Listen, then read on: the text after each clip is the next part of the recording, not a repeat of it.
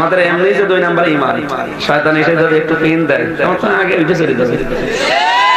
2 নম্বরে যারা স্বামী স্ত্রী আছে, এক জায়গায় থাকলে বিছানার মাঝে ফাঁকা রাখা যাবে না। বিয়ে যারা করেনি তাদের জন্য, বিয়ে করা মানুষ যারা আছে স্বামী স্ত্রীর ভেতরে ফাঁকা রাখা যাবে না। তাহলে শয়তান এসে আপনার স্ত্রীকে বলবে তোর স্বামীর চাইতে তোর দেবর ভালো, আর আপনাকে বলবে বর চাইতে তোর শালী ভালো।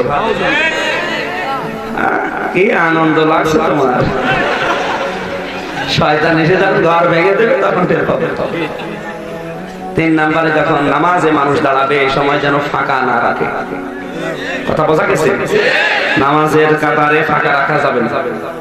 শয়তান এসে উল্টা পাল্টা বোঝাবে। এমনি আমাদের নামাজে দাঁড়ালে বিভিন্ন চিন্তা আর শয়তান যদি ধরে চিন্তা নামাজে শেষ। ওই জন্য এটা করা যাবে না। 3টা জিনিস দেরিও করা যাবে না। নামাজের সময় হয়ে গেলে কারো জন্য অপেক্ষা নেই। কে নামাজ পাশিটা আসবে কি ডাকবে দেখা যাবে। নামাজের সময় হয়ে গেছে, নামাজের জামাত খাড়া হয়ে যাবে। কথা বোঝা গেছে?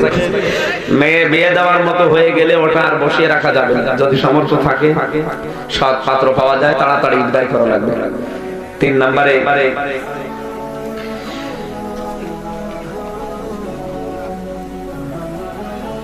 বিয়ের ক্ষেত্রে একটা, নামাজের ক্ষেত্রে একটা, আর জানাজা যদি হাজির হয়ে যায়। মরণের পরে মানুষ আজকে রাত 8টায় মারা গেছে, কালকে দুপুর বেলা মাটি দেবে। এত মানুষকে মরণের পর দেখানো দরকার?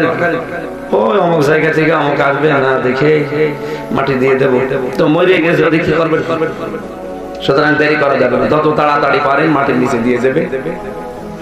কারণ ফেরেশতারা কতক্ষণ অপেক্ষা করবে? যদি 2 নম্বর লোক হয় ওরা তো শাস্তি দেওয়ার জন্য ফেরেশতারা আছে। ফেরেশতারা চিন্তা করছে কত দেরি হবে, শয়তান কখন আসবে আর কখন আমরা আরম্ভ করব। সুতরাং আপনি তাড়াতাড়ি দিয়ে দেবেন। কথা বলা যাচ্ছে? জান্নাতের ফেরেশতারা আফসোস করবে, আল্লাহ এই আমাদের সাথে আসবে, জান্নাতের বিছানা বিছিয়ে দেবে। এর যতক্ষণ পর্যন্ত চোখে দৃষ্টি যায় ততক্ষণ পর্যন্ত আমরা কবরকে প্রশস্ত করে জান্নাতের সাথে একটা লাইন জুড়ে দেব তাড়াতাড়ি করে। এই জন্য এই কবরে এটা খুব তাড়াতাড়ি করা লাগবে। মানুষ মারা গেলে আর কারোর জন্য অপেক্ষা নেই, তাড়াতাড়ি বিদায় করে মাটিতে দিয়ে দেবে। বাগানের এই মাহফিলে যারা এসেছে এটা রাজনৈতিক মঞ্চ না। রাজনৈতিক মঞ্চ নাকি? কিন্তু রাজনৈতিক যে কথাগুলো কোরআনে আল্লাহ দিয়েছে, যে ফোর্সে দিয়েছে ওই ফোর্সে এখানে বলা হবে। ওটা যদি আপনি রাজনীতি মনে করেন তাহলে আপনি যেটা করছেন ওটা আর রাজনীতি নেই, ওটা দুর্নীতি। তো যদি বলে হুজুর রাজনৈতিক কথা বলবেন, তাহলে আপনি যদি জীবনে রাজনীতি করেন, রাজনৈতিক কথা যদি কোরআনের মাহফিলে বলা নিষেধ থাকে, তাহলে যেটা কোরআনের মাহফিলে বলা নিষেধ মুসলমান ওটা করতে পারে? তাহলে আপনাকে আমি রাজনীতি করতে দেব না। আল্লাহর পাঠানো কিতাবের রাজনৈতিক কথা যদি বলা না যায় তাহলে আপনি রাজনীতি করবেন কি দিয়ে? ওটা তো দুর্নীতি হবে। আপনি রাজনীতি যদি না করেন, নিরপেক্ষ থাকেন, তাহলে আপনি কথা বলতে পারেন। আপনি যে কোনো একটা দলে সাপোর্ট করেন আর আমারে বলতে নিষেধ করেন, তাহলে তো আসল রাজনীতির কথা বলছেন। আর আপনি যেটা করছেন ওটা তো দুর্নীতি। এজন্য ওইটা তো বলবো না, যেটা কোরআনে আছে ইনশাআল্লাহ ওই কথাগুলো বলা হবে। আপনি বললেও আমি বলবো, নিষেধ করলেও বলবো, কারণ এটা আমার ঈমানের দায়িত্ব। যদি ওইটা শিখে যায় আর এই কারণে যদি কোনো মানুষ রাজনৈতিক জীবনে বিভ্রান্তিতে পড়ে জাহান্নামে যায়, আমারে আল্লাহ ছাড়বে না। বলবে তুই সামর্থ্য ছিল তো, তোকে নিয়ে গিয়েছিলাম অমুক জায়গায়, যোগ্যতা ছিল, বলিস না কেন বল? তুই যদি সঠিকভাবে বলতি হয়তো 10টা মানুষের ভেতরে 2টা মানুষও শুনতো।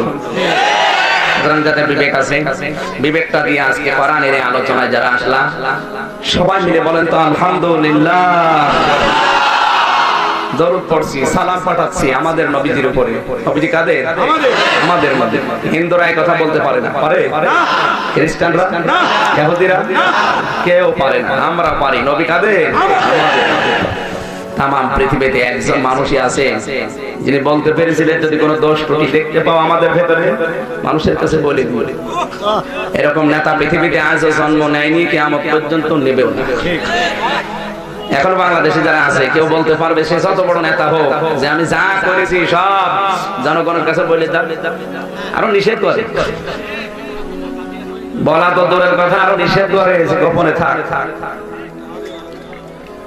আর নবীজি বলেছিলেন আমার স্ত্রীরা, সাহাবায়ে কেরাম তো রাতের বেলা আমার খবর জানে না, রাতের বেলা যা যা আমার দ্বারা প্রকাশিত হয় এগুলো সাহাবীদের কাছে বলে দিও, কারণ এইটাই আমার আদর্শ।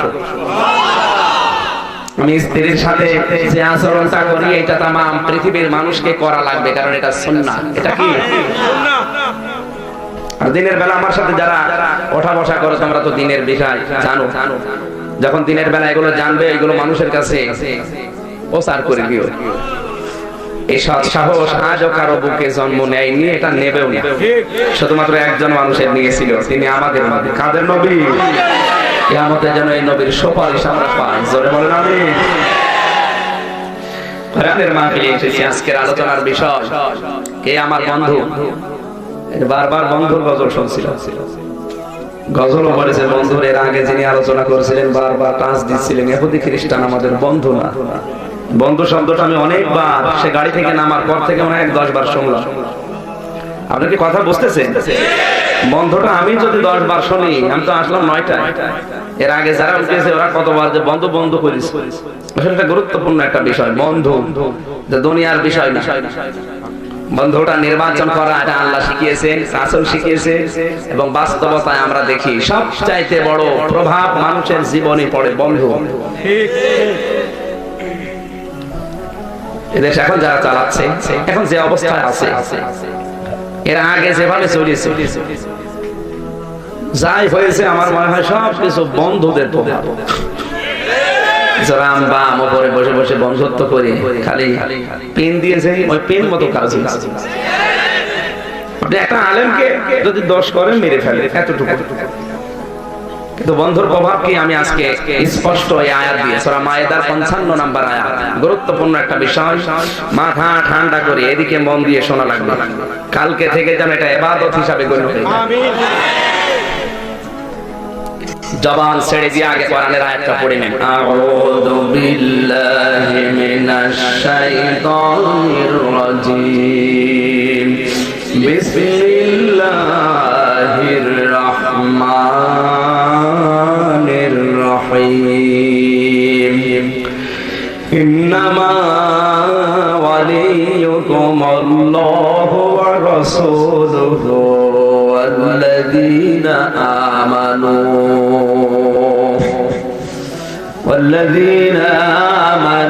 الذين يقيمون الصلاة ويؤتون الزكاة وهم راكعون।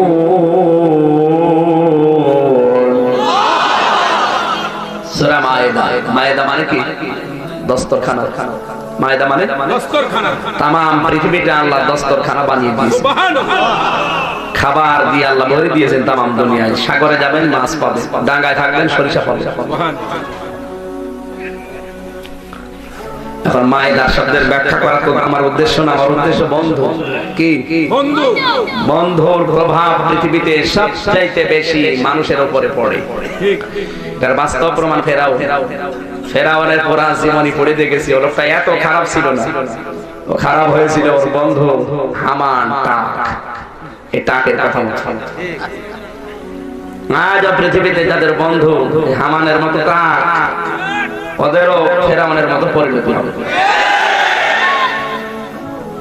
আপনি কি মন খারাপ করছেন? আপনার বন্ধু তো আর হামান টাক না।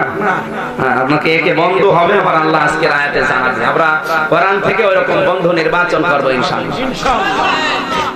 আল্লাহর নবী বলেন, পৃথিবীতে আমি যদি আল্লাহ বাদে আর কাউকে বন্ধু হিসাবে গ্রহণ করতাম, তাহলে আবু বকরকে বন্ধু হিসাবে গ্রহণ করতাম।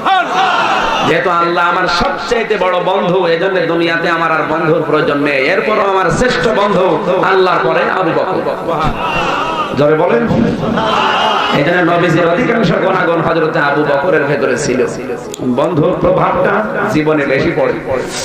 এই ফেরাউন ছোটবেলা থেকে ডান পিটে ছিল, অত্যাচার জুলুম নির্যাতন করত মানুষের উপরে।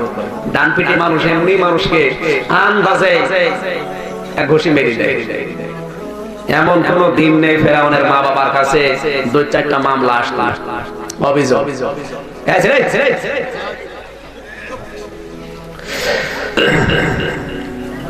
শেষ পর্যন্ত মা বাবার সহ্য করতে না পেরে ওকে ত্যাজ্যপুত্র করেছিল। এই যে ত্যাজ্যপুত্র করার সিস্টেম ফেরাউন থেকে শুরু হয়েছে। সর্বপ্রথম এই পৃথিবীতে সন্তানকে ত্যাজ্য করে দিয়েছে ফেরাউনের মা বাবা। কত ভালো সন্তান হলে তারও ত্যায্য করে মা বাবা। আপনি কি কথা বোঝেন না?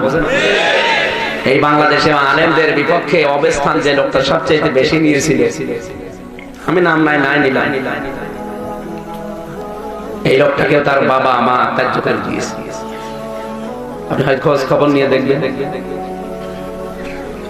সংবাদ সম্মেলন করে ওর মা আর বাবা বলেছিল কোলাঙ্গারের সাথে আজ 22 বছর আমরা মা বাবা কথা বলতাম। চিন্তা করেন তো, 22 বছর তার মা বাবার সাথে কথা চলে না, ও কি মানুষ না জানো? আরো আলেমদের বিরুদ্ধে স্লোগান দেয়, মতে মোহাম্মদ ফাঁসি চাই দিতে হবে। এটা আব্দুল্লাহ বিন খাতার নামে এক যুবক, এও অবৈধ সন্তান ছিল মা বাবা। নবীজির হত্যার পারমিশন যেদিন আবু জাহেল দিয়েছে, ওই দিন মক্কার উপকণ্ঠে একটা মঞ্চ তৈরি করে নর্তকীদেরকে নিয়ে নাচিয়েছিল। ঢোল ডুবি তবলা বাজায়, মেয়েরা উলঙ্গ অর্ধলঙ্গ হয়ে নাচে, আর ওখানে উল্টা পাল্টা জিনিস খায় আর স্লোগান দেয় মতে মোহাম্মদ, আর মেয়েরা বলে ফাঁসি চাই দিতে হবে। এটা যারা তৈরি করেছিল এই বিশ্বে, বাংলাদেশের তৈরি যারা করেছিল এটা নিয়ে, আমার মনে হয় এই লোকটার মা বাবা যা মুখের উপরে বলেছে, যার 22 বছর এদের সাথে কথা বলি না, এদের চরিত্র ওই রকমই ওর জন্মের ঠিক। মা বাবা যখন তাড়িয়ে দিয়েছে, চিন্তা করছে কোথায় যায়, নিজের দেশ ছেড়ে বর্ডার পার হয়ে চলে যাচ্ছিল। বর্ডার পার হয়ে যাওয়ার সময়, বর্ডার পার হয়ে যারা যায় সাহসে যায় না ভয়ে ভয়ে, সাহসে যায়, এমনি পাসপোর্ট নেই, ভিসা নেই, চুরি করে যাচ্ছে ভয় ভয়, চাদর মাথার উপরে দিয়ে ঘোমটা দিয়ে বের হয়ে চলে যাচ্ছে। ওর বন্ধু ছিল হামান, জিজ্ঞাসা করছে কে? আমি। কোথায় যাও? মা বাবা আমাকে ত্যায্য করে দিয়েছে, এখন আমি আর দেশে থাকতে পারি না, চলে যাচ্ছি বাইরে। হামান ডাক দিয়ে বলে আমার অবস্থা ওই একই, আমারও মা বাবা আমাকে দেখতে পারে না, তুমি যখন যাও আমার সঙ্গে নাও। দুইজনকে নিয়ে দুইজন মিলে চলে যাচ্ছে বর্ডার পার হয়ে, রাতের বেলা বর্ডার পার হয়ে পৌঁছেছে মিশরে। কোথায়? মিশরে পৌঁছানোর পরে সারা রাত হাঁটতে হাঁটতে দেশের অনেক দূরে গিয়ে এসেছে বর্ডার থেকে। সকাল যখন হয়েছে চিন্তা করছে পেটে তো খাবার নেই, সারা রাত জাগা, এরপরে ক্ষুধা। একটা লোক তরমুজের খেতে কাজ করছিল, ওর জীবনী থেকে বলছি, যাবার পরে ডাক দিয়ে বলে চাচা আমাদেরকে কিছু খেতে দেন। মুরব্বি বলে খেতে দিতে পারি, আমার প্রতিটি তরমুজ গাছের গোড়ায় 1 বালতি করে পানি দেওয়া লাগবে। ফেরাউন হামান দুইজনের নাম কিন্তু এটা না, ফেরাউনের নাম ছিল অনেকগুলো নাম আছে, ফেরাউনের নাম আসল কিন্তু এটা না, ওর নাম ছিল আসওয়া। ডাক দিয়ে বলছে চাচা পেটে তো খাবার নেই, এক কাজ করেন 2টা তরমুজ দেন, আমরা দুইজন খেয়ে নেই, শক্তি হোক, এরপরে পানি ঢেলে দেব। ঠিক আছে, দুইজন 2টা তরমুজ খেয়ে পরে পানি লাগাও। দুইজনই যুবক মানুষ, শরীরে শক্তি আছে। মালিক চিন্তা করছে এদের দিয়ে কাজ তো ভালোই হচ্ছে, তাই তোরা কাজে লাগবে, অসুবিধা নেই, শুধু বাড়িতে থাকা খাওয়ার ব্যবস্থা করে দিন, কাজ করে দেব। ফেরাউন সর্বপ্রথম এই পৃথিবীতে তরমুজের খেতে কাজ দিয়ে জীবন আরম্ভ করে। এর আগে হব কোম্পানির ম্যানেজার ছিল, কোনো কাজ কর্ম ছিল না, বাপের হোটেলে খেত আর ঘুরে বেড়াতো। কিছুদিন চলছে, এই মুরব্বির বাড়িতে থাকে। হঠাৎ করে একদিন হামান বুদ্ধি দিচ্ছে, বন্ধু এভাবে আর কতদিন চলা যায়, এক কাজ করো, এদেশে মিশরের সরকারি গোরস্থানের দারোয়ান নেবে, সার্কুলার দিয়েছে, তোমার তো বডি ফিটনেস ভালো আছে, তুমি সালাম্বা ভালো, তুমি যে দরখাস্ত লাগাও, দেখা যাক কি হয়। দরখাস্ত দেওয়ার পরে লাইনে দাঁড়িয়েছে, ওর বডি ফিটনেস দেখে, ওর যোগ্যতা দেখে, হ্যাঁ ঠিক আছে তোরে নিয়ে নিলাম। মিশরের সরকারি গোরস্থানের কেন্দ্রীয় গোরস্থানের দারোয়ান, গোরস্থানের যে ঘর আছে ওখানে থাকে। হামানকে কিছুদিন পরে পরে তোরা তরমুজের খেতে কাজ করার দরকার নেই, তুই আমার সাথে আয়, মানুষ মরে এখানে আসে, মাটি দেওয়ার সময় তোমার সাহায্য করবে, দুইজন মিলে আমাদের চলে যাবে। বেশ কিছুদিন চলছে, হঠাৎ প্লেগ রোগ দেখা দিল মিশরে, পাইকারি হারে মানুষ মরা আরম্ভ হয়েছে। হাজার হাজার মানুষ মারা যাচ্ছে, সবাই গোরস্থানে নিয়ে আসে। ফেরাউন যতটুকু পারে মাটি দেয়, লাইন করে দেয়। হঠাৎ করে হামান ডাক দিয়ে বলে, বন্ধু এইভাবে না, এক কাজ করো, যারা এসেছে ধনী মানুষ যারা, ওরা লাশ নিয়ে আর কতক্ষণ দাঁড়িয়ে থাকবে, বলো টাকা বেশি দেবে যে তার লাশ আগে মাটি দিয়ে দেবো।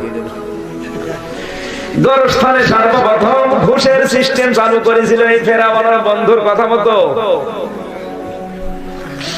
আমি কিন্তু ভাসুরের নাম ধরতে পারি না, আমি নাম জানি ভাসুর, কিন্তু নাম ধরা আক্রমণ যেন লাগে বিয়াদবি, দরকার নেই। আপনি কি কথা বোঝে? ফেরাউন সর্বপ্রথম গোরস্থানে মরা মানুষ নিয়ে রাজনীতি শুরু করেছে। ঘুষের সিস্টেম চালু করে টাকা যে বেশি দেয় তাহলে আগে মাটি দিয়ে দেয়। 10 টাকা নেওয়ার কথা সেখানে 10,000 টাকা, কারণ লাশ নিয়ে কোটি কোটি টাকার মালিক কতক্ষণ দাঁড়িয়ে থাকবে, ও টাকা দিয়ে আগে টাকা দেয়, মাটি দিয়ে দেয়। কয়েকদিনের ভেতরে এত টাকার মালিক হয়ে গেল। হামান ডাক দিয়ে বলে, বন্ধু এক কাজ কর, টাকাগুলো এক জায়গায় জমা না করে মানুষের ভেতরে দিনের বেলা টাকা ছেড়ে রাখ, টাকা ছেড়ে রাখে টাকা আসে। এই যে সিস্টেম চালু হয়ে গেল। এই সিস্টেম তো আর বাংলাদেশে এখনো শুরু হয়নি, এইটা করছে অনেকে, আমি জানি। টাকা ছেড়ে রাখে টাকা আসে, সত্য বলে না, বলে ইন্টারনেট। এই সিস্টেম আছে কারা কারা হাত তোলে তো ভাই, যে একজন কি আপনি কত টাকা ছেড়ে রেখেছেন? না আমি হাতের খোরাকি দিই না, আমি হাত দিই না। প্রত্যেকটা কথা আমার শিক্ষা আছে। আমি যদি গল্প বলি মনে করবেন ওর ভেতরে কোনো শিক্ষা আছে, না তো আমি আন্দাজে বলবো। খাওয়া যায়, সব জিনিস খাওয়া যায় বলবে, আচ্ছা সুদ খায়, ঘুষ খায়। বন্ধু কি জিনিস? দুইজন বন্ধুত্ব করেছে, একজন চালাক আর একজন পাগল। দুইজন বন্ধুত্ব করে বলছে কাজ করো, একটা কাঁঠাল কিনে খায়। ঠিক আছে, কাঁঠালের দাম কত? 50 টাকা। চালাক যেটা বলছে টাকা এখন দেওয়ার দরকার নেই, আগে দুইজন কাঁঠালটা খেয়ে নেই, যে বেশি খাবে সে টাকা বেশি দেবে। পাগল বলছে আমার অসুবিধা নেই, আর খাবো কম, টাকা দেবো কম। কাঁঠালটা ভেঙে যখন খাচ্ছে, চালাক যে রোয়াও খায় আটিও খায়, পাগল যেটা আটি রেখে দেয় রোয়া খায়। শেষে গণনা করে দেখা গেল চালাকের সামনে মাত্র 5টা আটি, আর পাগলের কাছে 45টা। বেশি বা আটি যায় বলে। টাকা এবার পাগল দিয়েছে 45, ও দিয়েছে 5। ও আনন্দ করে, আল্লাহ খাইলাম বেশি, দিলাম কম। অনেক মানুষ এখানে চালাক বসে আছে, প্রতি মাসে মাসে 100 টাকা ছেড়ে রাখে, 120 টাকা পায়। চালাক গো, পাগল চিন্তা করছে আল্লাহ খাইলাম কম, দিলাম বেশি। 100 টাকা রাখে, 120 টাকা মাসে মাসে দেওয়া লাগে। এরকম পাগল নেই? পাগল আছেন কার? হাত তোলেন তো। ওই যে একজন, তার মানে ও সুদ খায় না কিন্তু দেয়। একজন তো মনে দুঃখ, আমি কি করলাম, ওর সাথে বন্ধুত্ব করে আমি এত লস। আরেকজন আনন্দ করে, যা পাগল একটা পেয়েছিলাম, মন মতো খেয়েছি। কিন্তু বিজ্ঞান এখন বলছে, চিকিৎসা বিজ্ঞান, যে কমপক্ষে 5টা জিনিস পেটে গেলে হজম হয় না, তার ভেতরে কাঁঠালের আটি। আপনি যত কিছু খান, ও হজম করার কোনো বুদ্ধি নেই। বাড়ির দিকে যাচ্ছে, পেটের ভেতরে তো হজম হয়, গড় গড় করে, আর উপরে মেঘ, ওইটাও গড় গড় করে। এই দুই গড় গড়। চিন্তা করছে কি করি, তাড়াতাড়ি পায়খানায় যাবে না, ওর ঘরের পেছনে এক মাছা ছিল, মাছা আনছে, ওই কাজ করিস। পেটে তার কিচ্ছু নেই, খালি এসে ঘুমিয়ে আছে। সারা রাত বৃষ্টি হয়েছে। সকালবেলার বউ রান্না করতে গিয়ে দেখে ডালায় কোনো তরকারি নেই। জানালা দিয়ে মাছার উপরে তাকিয়ে দেখে লাউ কদু কিছু আছে নাকি, তাও নেই। যেই নিচের দিকে তাকিয়েছে, দেখে এক ঢিপ কাঁঠালের আঁটি। ডাক দিয়ে বলছে, আল্লাহ তুমি মনে হয় বরকত দিয়েছো। তাড়াতাড়ি এগুলো তুলে নিয়ে এসেছে, গরম পানি দিয়ে সিদ্ধ করে ভর্তা করে ওর সামনে দিয়েছে। ও বিসমিল্লাহ ছাড়াই তুই থালা খেয়েছিস। খাবারের পরে তো সারা রাত পেটে খাবার নেই। খাবারের পরে মনে আসছে, আমি এই যে কাঁঠালের আটি, আমি তো কাঁঠাল কিনি নাই। ডাক দিয়ে বলছে, ও গো তুমি কাঁঠাল পেলে কোথায়? এবছরে তোমার কাঁঠাল কিনা হয়নি। তুমি কাঁঠাল কেন নাই, তাতে কি হয়েছে? শুকরিয়া আদায় করো। শুকরিয়া তো আদায় করবো, তুমি পেলে কোথায়? আমি মাছার কাছে গিয়ে সকালে দেখি তরকারি নেই, ডালায়ও নেই। যেই মাছার নিচে তাকিয়েছি, স্বামী বলছে ওয়াও। বলছে ওয়াও করো কেন? স্বামী কপালে হাত দিয়ে কান দিয়া বলে, আল্লাহ তুমি এক জিনিস কয়বার খাওয়াবা? কিছুক্ষণ আগে খাওয়া যায়, সবকিছু খাওয়া যায়, বলেন খাওয়া যায়? আর যারা সুদের টাকা এভাবে খাচ্ছেন, আমার মনে হয় ওই এক জিনিস দুইবার করে খাচ্ছে। কথা বলে না কেন? ওটা তো ভালো, ওর চাইতে উনি নিকৃষ্ট। যারা সুদের টাকা খাচ্ছে, নিজের মায়ের সাথে কমপক্ষে আপনি 33 বার জিনা করেছেন। আস্তাগফিরুল্লাহ, নাউযুবিল্লাহ। কত ফেলা দরকার না? এই কথা বলেন না। যে মায়ের পেট থেকে আসলেন, ওই মায়ের সাথে 33 বার জিনা করার গুনাহ হয় 1 টাকা পরিমাণ যদি কেউ সুদ খায়। আজ যাদের দুনিয়ায় কোটি কোটি কোটি কোটি টাকা, এগুলো সব তো জিবরাইল দিয়ে যাচ্ছে না, সুদের সাথে সব জড়িত অধিকাংশ। এভাবে আপনি টাকা ইনকাম করে এভাবে খাচ্ছেন, একটু জিজ্ঞাসা করবেন তো যে কাঁঠালের আঁটি পেলে কোথায়? বলবে শুকরিয়া দেখেন। কথা বলছেন না? তখন মুখে হাত দিয়ে কপালে থাপড় দিয়ে বলা লাগবে যে আল্লাহ এক জিনিস আর কয়বার খাবো? সিস্টেম চালু হয়ে গেল। কিছুদিনের ভেতরে বহু টাকার মালিক হয়েছে। হামান বুদ্ধি দিচ্ছে, বন্ধু এই যে দেশের যিনি আছে দায়িত্বে, তুমি তো সরকারি চাকরি করো, দায়িত্বে যিনি আছে তার সাথে একটু দেখা করার ব্যবস্থা করো, তোমাকে আর একটু উপরে নেয় কিনা। ওর বডি ভালো ছিল, চেহারা সুন্দর ছিল, ওর জীবনের ভেতরে চেহারার বর্ণনা আছে, খুব সুন্দর চেহারা ছিল ফেরাউনের। কিছুদিন যাবার পরে দেশের দায়িত্বে যিনি আছে জাহিজ মন্ত্রী, ওই দেশের প্রধান যিনি, তার নাম তৈমুর। ফল-ফলাদি কিছু ফুল নিয়ে দেখা করতে গেছে। ওর চেহারা দেখলে মানুষ কেমন যেন হয়ে যেত। আল্লাহর ইশারায় কিছুদিনের ভেতরে দেশের প্রধানমন্ত্রী যিনি আছেন তৈমুর মারা গেল হার্ট অ্যাটাক করে। হার্ট অ্যাটাক করে মারা যাওয়ার পরে হামান বুদ্ধি দিচ্ছে, বন্ধু এই যে লোকটা জাহিজ নামে, এত চতুর না, এত চালাক না, এক কাজ করো, যে কোনো কায়দায় দুনিয়া থেকে বিদায় করে দাও। হামানের বুদ্ধিমতো এই লোকটাকে একদিন সুযোগ বুঝে দুনিয়া থেকে বিদায় করে দিল। লাশটা নিজেই জনসম্মুখে নিয়ে কান্নাকাটি আরম্ভ করেছে। আরে কে মেরেছে দেশে? আশ্চর্য হয়ে গেল সবাই। খুনের তদন্ত করো, 3 দিন পার হয়ে গেল, কিছুই হয় না। শেষ পর্যন্ত মাটি দিয়ে মায়া কান্না করে নির্বাচন হবে তাহলে দেশে। কত আগে ওই যে নিজের টাকাগুলো বিভিন্ন মানুষকে দান করে করে মানুষের মন জয় করে নিয়েছিল, কারণ টাকা তো বৈধ না, সব অবৈধ টাকা। কোটি কোটি টাকা মানুষের ভেতরে রাতের বেলা গভীর রজনীতে বিভিন্ন মানুষকে দিয়ে দিয়ে মানুষের মনটাও জয় করে নিয়েছিল। কার কথা মতো? বন্ধু হামানের। ডাক দিয়ে বলছে, তোর জনপ্রিয়তা ভালো আছে, যারা দাঁড়াচ্ছে তুইও দাঁড়িয়ে যা। দাঁড়ানোর পরে ভোট হয়েছে, শেষ পর্যন্ত সবচাইতে বেশি ভোট পেয়েছে এই ফেরাউন। ভোট পাওয়ার পরে প্রধানমন্ত্রীর দায়িত্ব নিয়েছে।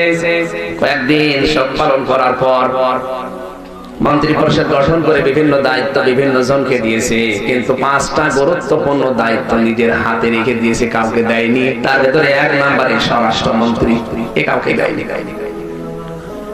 ওর বন্ধু হামান তো আজ গোরস্থান, দারোয়ানের গোরস্থানের ঘরে আছে। কিছুদিন পরে ওরে ডাক দিয়ে বলছে, তোর আর এভাবে করা লাগবে না, তুই ফিরে আয়, তোরে আমি একটা বড় দায়িত্ব দিয়ে দেব। একেবারে বানিয়ে দিয়েছে দেশের স্বরাষ্ট্রমন্ত্রী। চলছে বেশ কিছুদিন চলার পরে হামান বুদ্ধি দিচ্ছে, বন্ধু এভাবে হবে না, তোরে আরো উপরে ওঠা লাগবে। ফেরাউন বলে, আর কত? বাড়ি থেকে দায়িত্বপত্র হবার পরে তরমুজের খেতে কাজ নিলাম, ওখান থেকে সরকারি গোরস্থানের দারোয়ান, এরপর থেকে ভোট, এরপর থেকে প্রধানমন্ত্রী, দেশের তো সর্বোচ্চ পর্যায়ে আছে, আবার উপরে কি? হামান বলছে, না, তোর এবার একটা দায়িত্ব দেওয়া হবে, তুই ঘোষণা দিবি, আনা রব্বুকুমুল আ'লা। আমি খুব ভালো করে ফেরাউনের পুরা জীবনী পড়েছি, ওই এত খারাপ ছিল না। চিন্তা করেছিল তরমুজের ক্ষেতের কর্মচারী থেকে এসেছি প্রধানমন্ত্রীর জায়গায়, আবার কোথায় উঠবো? কিন্তু এই জায়গায় নিয়ে যাওয়ার জন্য সবচেয়ে বেশি ধোঁকা দিয়েছিল ওর বন্ধু হামান। এখানে থাকলে হবে না, আরো উপরে ওঠা লাগবে। রব দাবি কর। ফেরাউন ওই দিন ওকে গরম দিয়েছিল, বেটা কি বলিস? এদেশে এখনো আসমানি কিতাবের আলোচনা চলে, এখনো আসমানি কিতাবের জ্ঞানী জ্ঞানী আলেমরা আছে। এদেশের মানুষ মেঘ নেবে না। রব্বুকুমুল আলা অন্তত মিশরে এটা মানা যাবে না। হামান বুদ্ধি দিচ্ছে, তোরে একবারে তো দাবি করতে বলি না, তুই আমারে 40 বছর সময় দে, এই 40 বছরের ভেতরে আমি তোর জায়গা মতো তুলে দেব। প্রথম 10 বছর তুই এক কাজ করবি, শিক্ষা ব্যবস্থায় এমন একজন মানুষকে বসাবি, শিক্ষা ব্যবস্থার 10 বছর একাধারে চললে ওখান থেকে আসমানি কিতাবের যে কথাগুলো আছে তুলে দিবি। তাওরাতের ইনজিলের জাব্বুরের কথা না, আসমানি কিতাবের ওই সময় যেটা ছিল ওই কিতাবের কথাগুলো আস্তে আস্তে সব তুলে দে। দেখবি 10 বছরের শিক্ষা ব্যবস্থায় আমল পরিবর্তন হয়ে গেছে। মানুষ শিক্ষিত হবে কিন্তু অধিকাংশ গুলো নাস্তিক হবে। 10 বছর একাধারে যখন এভাবে চলছে, কোরআনের শিক্ষা ব্যবস্থা থেকে আলাদা, আসমানি কিতাবের শিক্ষা আর নেই। 10 বছর একাধারে থাকলে মানুষ এমনি আমার আল্লাহকে ভুলে যাবে। হামান বুদ্ধি দিচ্ছে, বন্ধু আরো 10 বছর এক কাজ করা লাগবে। এই আসমানি কিতাব যারা পড়াতে পারে ওদেরকে বিদায় করা লাগবে। আর ওদেরকে এমনিতে বিদায় করতে গেলে জনগণের টার্গেট হয়ে যাবে। এক কাজ কর, ওদেরকে বিদায় করার আগে এমন এমন দোষ ওদের উপরে চাপিয়ে দে যেন মানুষ ওদের নাম শুনলেই ঘৃণা করে। আপনি এমনি মেরে ফেলেন একটা আলেমকে যদি দোষ করে, কিন্তু মারার আগে এমন দোষ তার উপরে চাপিয়ে দেওয়া হয়, পরবর্তী প্রজন্ম যারা আসবে ওরা যেন আলেমের নাম শুনলেই ঘৃণা করে। বড় হুজুরে ধর্ষক, আরে ছোট হুজুর তো 2 নাম্বার। আপনি মনে হয় ঘুমান 12টার পরে জেগে উঠবেন। 3 নাম্বারে যারা কাজ করা লাগবে, এই দেশে নারী পুরুষের এক জায়গায় চাকরির ব্যবস্থা করে দে। কারণ একটা মানুষ যদি নারী যদি পুরুষের কাছে বেশি সময় দেয়, স্বামীর চাইতে সাহেবের সাথে মহব্বত বেশি হয়। আপনি দেখবেন একটা নারী যদি নিজের স্বামীর কাছে 3 ঘন্টা থাকে, সাহেবের কাছে 21 ঘন্টা, মহব্বত বাড়বে স্বামীর চাইতে সাহেবের সাথে। অনেক সময় স্লোগানও দিয়ে ফেলে, ওরে ছেড়ে দেবো কিন্তু সাহেব ছাড়তে পারবো না, কারণ সময় দিয়েছে তো হুজুরের চাইতে সাহেবের কাছে বেশি। কথা বলছেন না? মানুষের নেচার এটা, যার কাছে বেশি সময় থাকে মহব্বত তার সাথে বেশি হয়। এই কথা বলছেন না? এই জন্য স্বামী স্ত্রী এক জায়গায় থাকার নিয়ম। কিন্তু এখন আমরা একজন লন্ডনে একজন আমেরিকা, কিছুদিন পরে দেখা যাচ্ছে 2 জন আসমানে ঝোল খাচ্ছে, আর ছেলে মেয়েরা আল্লাহ দিচ্ছে। আমার কথা কি বোঝা যাচ্ছে? স্বামী স্ত্রী 2 জনই যারা চাকরি করে, আপনি একটু খোঁজ নিয়ে দেখবেন সংসারে শান্তি না। কারণ ওদের পরিবার দেখবে কে? আমি বহু পরিবারের খোঁজ নিয়ে দেখেছি, নেই। স্বামী স্ত্রী 2 জন সকাল 8টার সময় বেরিয়ে যায়, রাত 8টায় আসে। আরে সন্তানাদি গুলো সব আসমানে ঝোল খায়, হয় না। কিছুদিন পরে দেখা যাচ্ছে ঐশী তৈরি হচ্ছে। বাবা ছাড়া ওরা চলে না। কি বাবা? আমি চাকরি করতে নিষেধ করছি না, কিন্তু সিস্টেম তৈরি করা লাগবে। স্বামী স্ত্রী নারী পুরুষ অবাধ মেলামেশা তৈরি করার জন্য এক জায়গায় করে দাও। আপনি আলাদা আলাদা ব্যবস্থা করেন, কোনো অসুবিধা নেই। নারীরা চাকরি করবে 100% গ্যারান্টি দিয়ে, কোনো অসুবিধা নেই, কিন্তু ওদের সিস্টেম থাকবে ক্ষেত্র আলাদা, সব এক জায়গায় করে দিয়েছে। এই যে এখন সৌদি আরবে আইন পাস করে সেলসম্যান দিচ্ছে মেয়েদের, সুন্দরী মেয়েদেরকে ওইভাবে যদি আপনি দোকানে যেয়ে দেখেন, ও মাল কিনবেন না, ওই মালের দিকে তাকিয়ে থাকি। কি একটা আশ্চর্য লোক। আমি হজে যাওয়ার পর ওগুলো দেখি না, কিন্তু এখন দেখতে পাচ্ছি। এখন আইন পাস করে ওদেরকে ড্রাইভিং লাইসেন্স দিয়েছে, মেয়েরা ড্রাইভিং করতে পারবে। শুধু এতটুকুই না, সিনেমা হল ওপেন করে দিয়েছে, নারী পুরুষ সিনেমা দেখছে। জোরে বলেন সুবহানাল্লাহ। শুধু নবীজি আছে ওখানে, আল্লাহর ঘরটা আছে, এখানে গজব নাজিল হচ্ছে না। ওই সালমান শয়তান যা শুরু করেছে, ওখানে গজব আবার আগে আসার কথা। কারণ জেনা ব্যভিচার যখন ওপেন হয়ে যায়, তখন আল্লাহ তার রহমতের দৃষ্টিটা তুলে নেয়। কথা বলে না কেন? আজও এই দেশটায় রহমত যতটুকু ছিল, এখন আল্লাহ আস্তে আস্তে তুলে নিচ্ছে। এই কারণ এই দেশে এখন জেনা ব্যভিচার একেবারে ওপেন হয়ে যাচ্ছে সব জায়গায়।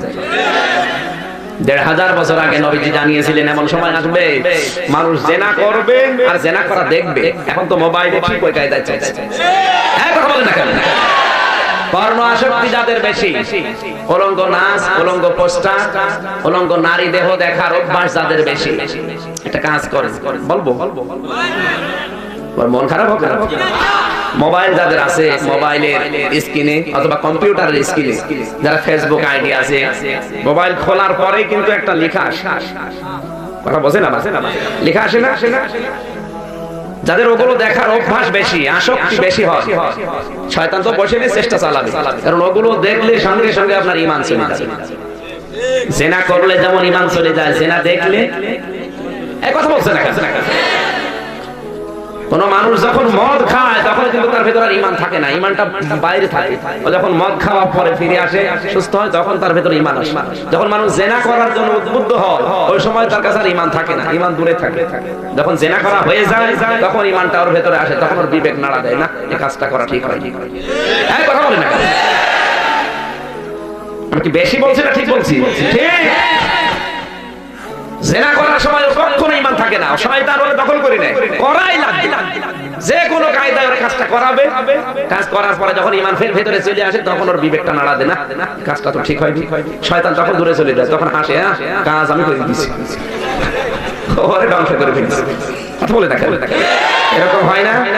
মোবাইল যাদের আছে, ইন্টারনেট ব্যবহার যারা করে, ইউটিউব, এগুলো যারা চালায়, ফেসবুক, আমার মনে হয় খুললে ওই রকম মন যাদের আছে, আমাকে বেশি বলছি নাকি?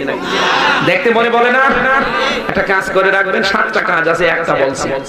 মোবাইলের স্ক্রিন যখন আপনি মোবাইল খুলবেন, ইউটিউবে যাবেন, টিউবমেটে যাবেন, ফেসবুকের আইডিতে যাবেন, খোলার পরে যে একটা ছোট্ট লেখা আসবে, ওই লেখাটা আপনি সেভ করে দেবেন, আল্লাহ আমাকে দেখছে। হয় বাংলায় দেবেন, হিন্দিতে দেবেন, আরবিতে দেবেন, যে ভাষায় আপনি পারেন লিখে দেবেন, আল্লাহ আমাকে দেখছে। খোলার পরে দেখবেন আল্লাহ আমাকে দেখছে। অন্তত আপনি আল্লাহর সরিষা পরিমাণ ঈমান যদি আপনার থাকে, অন্তত আপনাকে বাঁচিয়ে পারা যাবে না? কারা কারা পারবেন হাত তোলেন তো। দাঁড়িয়ে মুখে নিয়ে 2 নম্বরই কাজ করো। হ্যাঁ, দেখে মোবাইল, দেখে আগে মোবাইল দেখে মোবাইল কি আছে আপনার মোবাইলে, কি আছে? আপনার হাত তোলছেন কোন কাজ? আমি বললাম আর হাত তোলবেন আপনি, বুঝে শুনে হাত তোলা থাকবে। আমার কথা মনে হয় বোঝা যাচ্ছে না আমার ভাইরা। 3 নম্বরে এক কাজ করো, নারী পুরুষের অবাধ সিস্টেম চালু করে দাও। দেখবা 10 বছরের ভেতরে পর্দা বলতে যখন কিছু আর থাকবে না, সবাই একাকার হয়ে যাবে। আর নারী পুরুষের একাকার হয়ে যাওয়া মানে জেনা ব্যভিচার ওপেন চালু হওয়া। ওপেন যখন জেনা ব্যভিচার চালু হবে, স্বামী মনে করবে সন্তান আমারই, কিন্তু সন্তানটা সাহেবের। আজ বাংলাদেশে হাজার হাজার সন্তান বাবা মনে করছে আমারই, কিন্তু দেখতে মনে হয় সাহেবের মতো হয়েছে। কি গো, ছেলে আমার সাহেবের মতো মানে আল্লাহ দিয়েছে, আল্লাহ ভুল করেছে। সেইটা ওর বাবার মতো হওয়া দরকার, বাবার মতো হয় না, হয় সাহেবের মতো। এই কথা বলে না কেন? আপনি চলেন, আমি এখনই দেখাবো ঢাকা। আজ হাজারো ছেলে মেয়ে সব হচ্ছে সাহেবের মতো, বাবার মতো হয় না। আসতেছে, দুঃখ করা দরকার। সিস্টেম চালু করেছিল হামানের বুদ্ধির মতো ফেরাও। হামান কি ছিল ফেরাউনে? আরো জোরে, আরো জোরে, খুব গুরুত্বপূর্ণ জিনিস এটা। হামান ডাক দিয়ে বলে, বন্ধু আর 10 বছর বাকি আছে, এক কাজ করো, তুমি যে রব আনা রব্বুকুম আলা এটা বললেই মেনে নেবে তা না। এক কাজ করো, অনেককে মানবে, অনেককে মানাতে বাধ্য করা লাগবে। সুতরাং মানুষকে বাধ্য করতে হলে ক্ষমতা লাগবে, পাওয়ার লাগবে, প্রশাসন লাগবে। এই যে 10 বছরে যত জারজ তৈরি হয়েছে, প্রায় 12,000 জারজ সন্তান তৈরি হয়েছিল। ওই 12,000 সন্তানকে নিয়োগ দিয়ে তুমি প্রশাসনের ডান হাত বানিয়ে নাও। যে মানবে না তাকে দিয়ে পিটিয়ে মানাবা। সিস্টেম আমার মনে হয় পৃথিবীতে অনেক দেশে এখন আরম্ভ হয়ে গেছে। আল্লাহ বাঁচিয়েছে যে আমাদের দেশে এখনো শুরু হয়নি। অত কথা বলা দরকার চুপ করে। শেষ পর্যন্ত হামানের বুদ্ধিমতো 40 বছরের টার্গেট নিয়ে ঘোষণা দিল, আনা রব্বুকুম আলা। যে মেনেছে তাকে ছেড়ে দিয়েছে, যে মানে না নিজের স্ত্রী তাকেও ছাড়ে না। কথা বলুন। নিজের স্ত্রীকে এত অত্যাচার পৃথিবীতে ফেরাউন করেছে। আমি কত মহিলার জীবন পড়েছি, কিন্তু আসিয়ার জীবন পড়তে গেলে আমার কান্না আসে। কারণ এত অত্যাচার দুনিয়ায় কোন স্বামী তার স্ত্রীকে করতে পারে আমি দেখিনি। মা বোন যারা এসেছেন এবার আপনাদেরকে একটা শিক্ষা দেয় এখান থেকে। আজ পৃথিবীতে কত মহিলা আপনার আদর্শ, কত মহিলাকে আপনি অনুসরণ করে চলেন। ক্যাটরিনা কাইফ, এরপরে ভারতের সিরিয়ালের মহিলারা আপনার আদর্শ হয়। কিরণমালা কটকটি, আপনার আদর্শ হবে 4 জন। কয়জন? 1 নাম্বার মানে আল্লাহ তাদেরকে আদর্শ বানিয়েছেন, হযরত মারিয়াম। আরো জোরে বলেন, মারিয়াম বানাল্লাতি ইমরা ওয়া মারিয়াম ইমরানাল্লাতি। সূরা মায়েদ।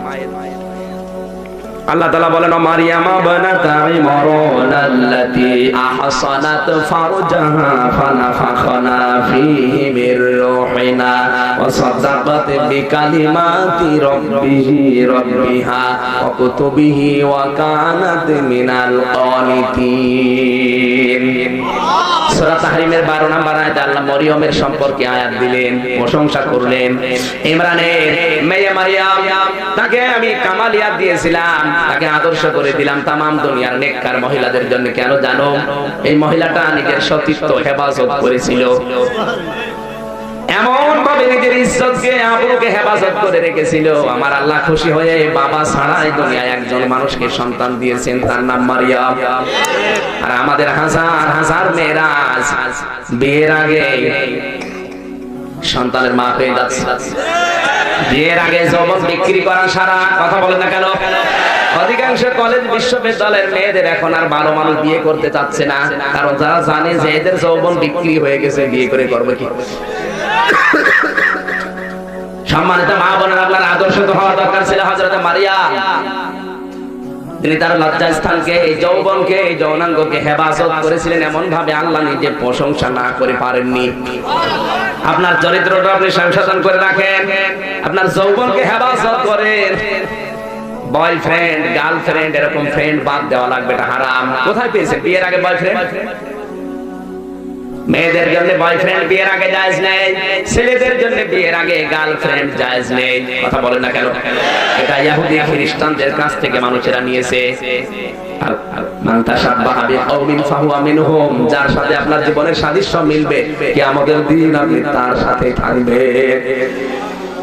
বাইরের দেশের লেখাপড়া কালচার গুলো এই দেশে এখন মেলানো হচ্ছে। ওই দেশে আমেরিকায় লেখাপড়া করতে গেলে বয়ফ্রেন্ড গার্লফ্রেন্ড ছাড়া হয় না। বাবার সামনে একটা মেয়ে ঘুরছে, অবৈধ সন্তান পেটে নিয়ে, কিচ্ছু বলার না। ছেলে মদ খেয়ে গ্লাস থেকে বের হয়ে বাবার সামনে আসবে, কিচ্ছু বলার নেই। ওই সিস্টেম এখন অনেক মানুষ চালু করার ধান্দায় আছে। উনি আধুনিক হতে চায়, সেটাকে আধুনিক বলেন।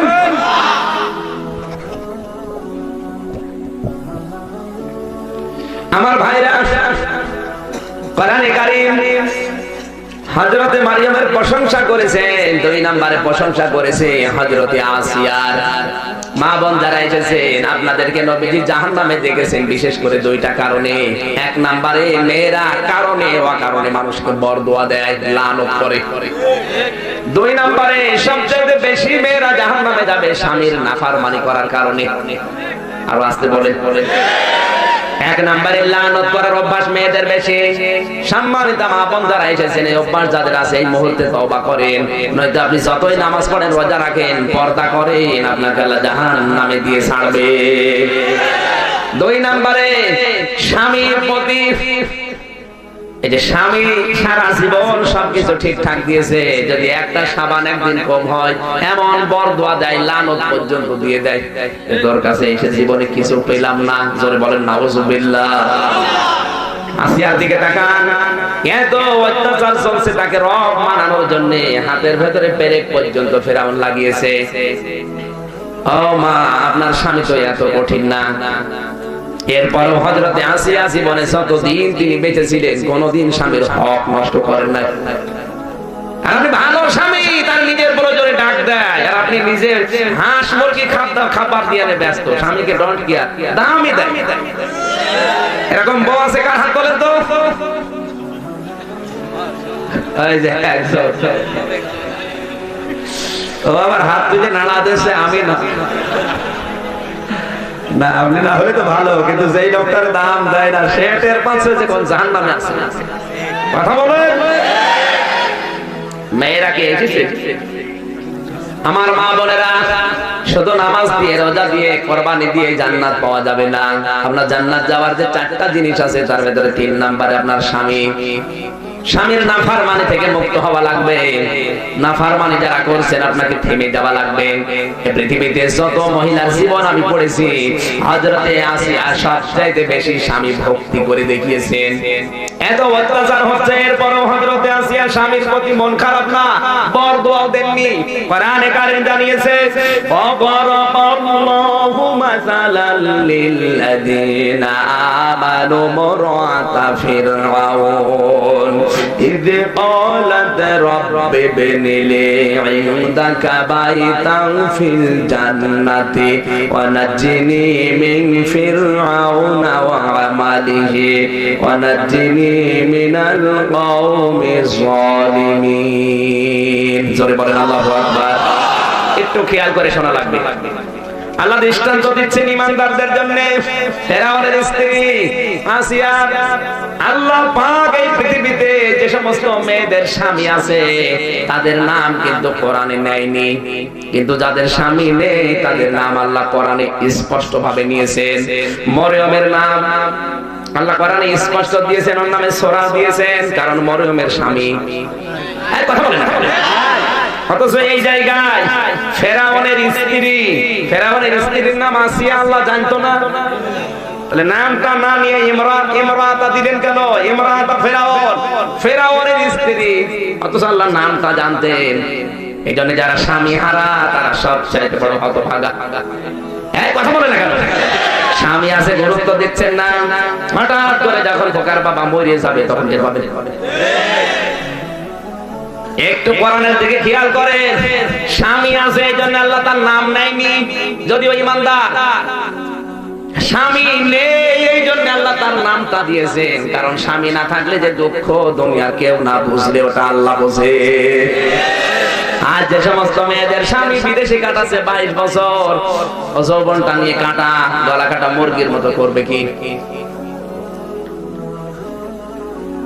বিশেষ করে যাদের সন্তানগুলো আপনি পাঠিয়ে দিয়েছেন, আর এই এলাকার মানুষগুলো বেশি বিদেশে থাকে আমি দেখেছি। এই নোয়াখালী, কুমিল্লা, ব্রাহ্মণবাড়িয়া, আমি বাইরের যতগুলো দেশে গেলাম জিজ্ঞাসা করে বাড়ি কোথায়? ব্রাহ্মণবাড়িয়া। বাড়ি কোথায়? নোয়াখালী। বাড়ি কোথায়? কুমিল্লা। আপনার টাকা পয়সা সব হয়ে গেল, ছেলেটাকে পাঠিয়ে দিয়েছে, আমি নিষেধ করছি না দেন, কিন্তু নিয়ে আসেন মাসে মাসে, 6 মাস 1 বছর পরে দিয়েছে আল্লাহর রাস্তায়, 22 বছর পরে একবার নিয়ে আসবে। আর পুত্রবধূ বিয়ে দিয়ে কি করলেন আপনি? রেখে গেলেন, কি করবি? কথা বলছেন। এরকম পরিবার দেশে নেই। এখানে যারা ছেলেকে বিদেশে পাঠিয়ে দিয়ে আপনি তসবিহ দেখছেন মনে মনে, এগুলো আমি নিচে নামতে পারলাম না, তাই আশা করে আপনি বুঝেছেন। আরে ভাই, টাকা পয়সা দিয়ে কি করবেন? আপনার পুত্রবধূ যদি জেনায় লিপ্ত হয়ে যায়, ও যদি অন্যের হাত ধরে কোনো সময় চলে যায়, যা পাঠাচ্ছে আপনার ছেলে ও যদি অন্য কারো ব্যাংকে জমা করে, আপনি টাকা দিয়ে করে করবেন। 6 মাস 1 বছর পরে বাড়িতে নিয়ে আসার ব্যবস্থা করে, 1 মাস 1.5 মাস থাকে, এরপরে আবার যা, অসুবিধা একেবারে রাহেলিল্লাহ দিয়ে। সৌদি আরবে আমি হজ করার সময় একটা জিজ্ঞাসা করলাম বাড়ি কোথায়? ব্রাহ্মণবাড়িয়া। কোন থানায়? কসবায়। কয় বছর আছে? 11 বছর চলছে। বাড়ি যাবেন? এখনো 11 বছর পরে। 22 বছর পরে বাড়ি যাবে। আপনার বউ বিয়ে করে রেখে চলে গেছে, তো দেখবে কে? সব আল্লাহর উপরে ছেড়ে দিচ্ছে, আল্লাহ দেখবে। এটা আশ্চর্য থানার মানুষগুলো।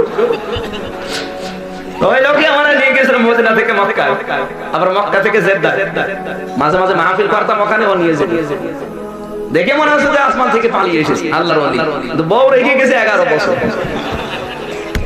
আরো বলছে 11 বছর পরে দেশে যাব, তারপরে ওর জীবন যৌবন শেষ, ওই সে করবে কি? হ্যাঁ, কথা বলছেন? কি বলছেন? ঠিক আছে, বুঝতে পারলি আপনি আন্দাজে না বুঝে বলছে। হ্যাঁ বুঝি, কি বলছেন? কি হযরতে ওমর রাদিয়াল্লাহু তাআলা আনহু গভীর রজনীতে রাতের বেলায় বের হচ্ছিলেন, হঠাৎ দেখেন গানের আওয়াজ কানে আসে। এত সুন্দর গান বলে কে? তাও গান যৌন উত্তেজনামূলক গান বলছিল মেয়েটা। আল কাসদুস সুবুলি খুলুকুল বায়ানা আও শাউজিদান হুব্বুল হায়াতি। সুর করে বলছে মেয়েলি কণ্ঠ, চিকন গলা, রাতের বেলা আবাদ জোসনা। হযরত ওমর ঘরের পেছন দিয়ে যাওয়ার সময় দেখে এত সুন্দর গান, তো গানের অর্থ তো খারাপ। আপনি অর্থ বুঝেছেন? বাংলা অর্থ হচ্ছে প্রাণ বধুয়ারে আমার যৌবন শুকিয়ে গেল, তুমি একবারও আসলে না। খুব ভালো গান, আমরা তো সুবহানাল্লাহ পড়েছি অনেকে, কি সুন্দর গান। আর কাসদুস সুবুলি খুলুকুল বায়ানা আও শাউজিদান হুব্বুল হায়াতি। হযরত ওমর রাগ কন্ট্রোল করতে না পেরে ঘরের বেড়া ভেঙে দিয়ে ঢুকলেন, কারণ বেড়া দেওয়া ছিল খেজুরের পাতা দিয়ে।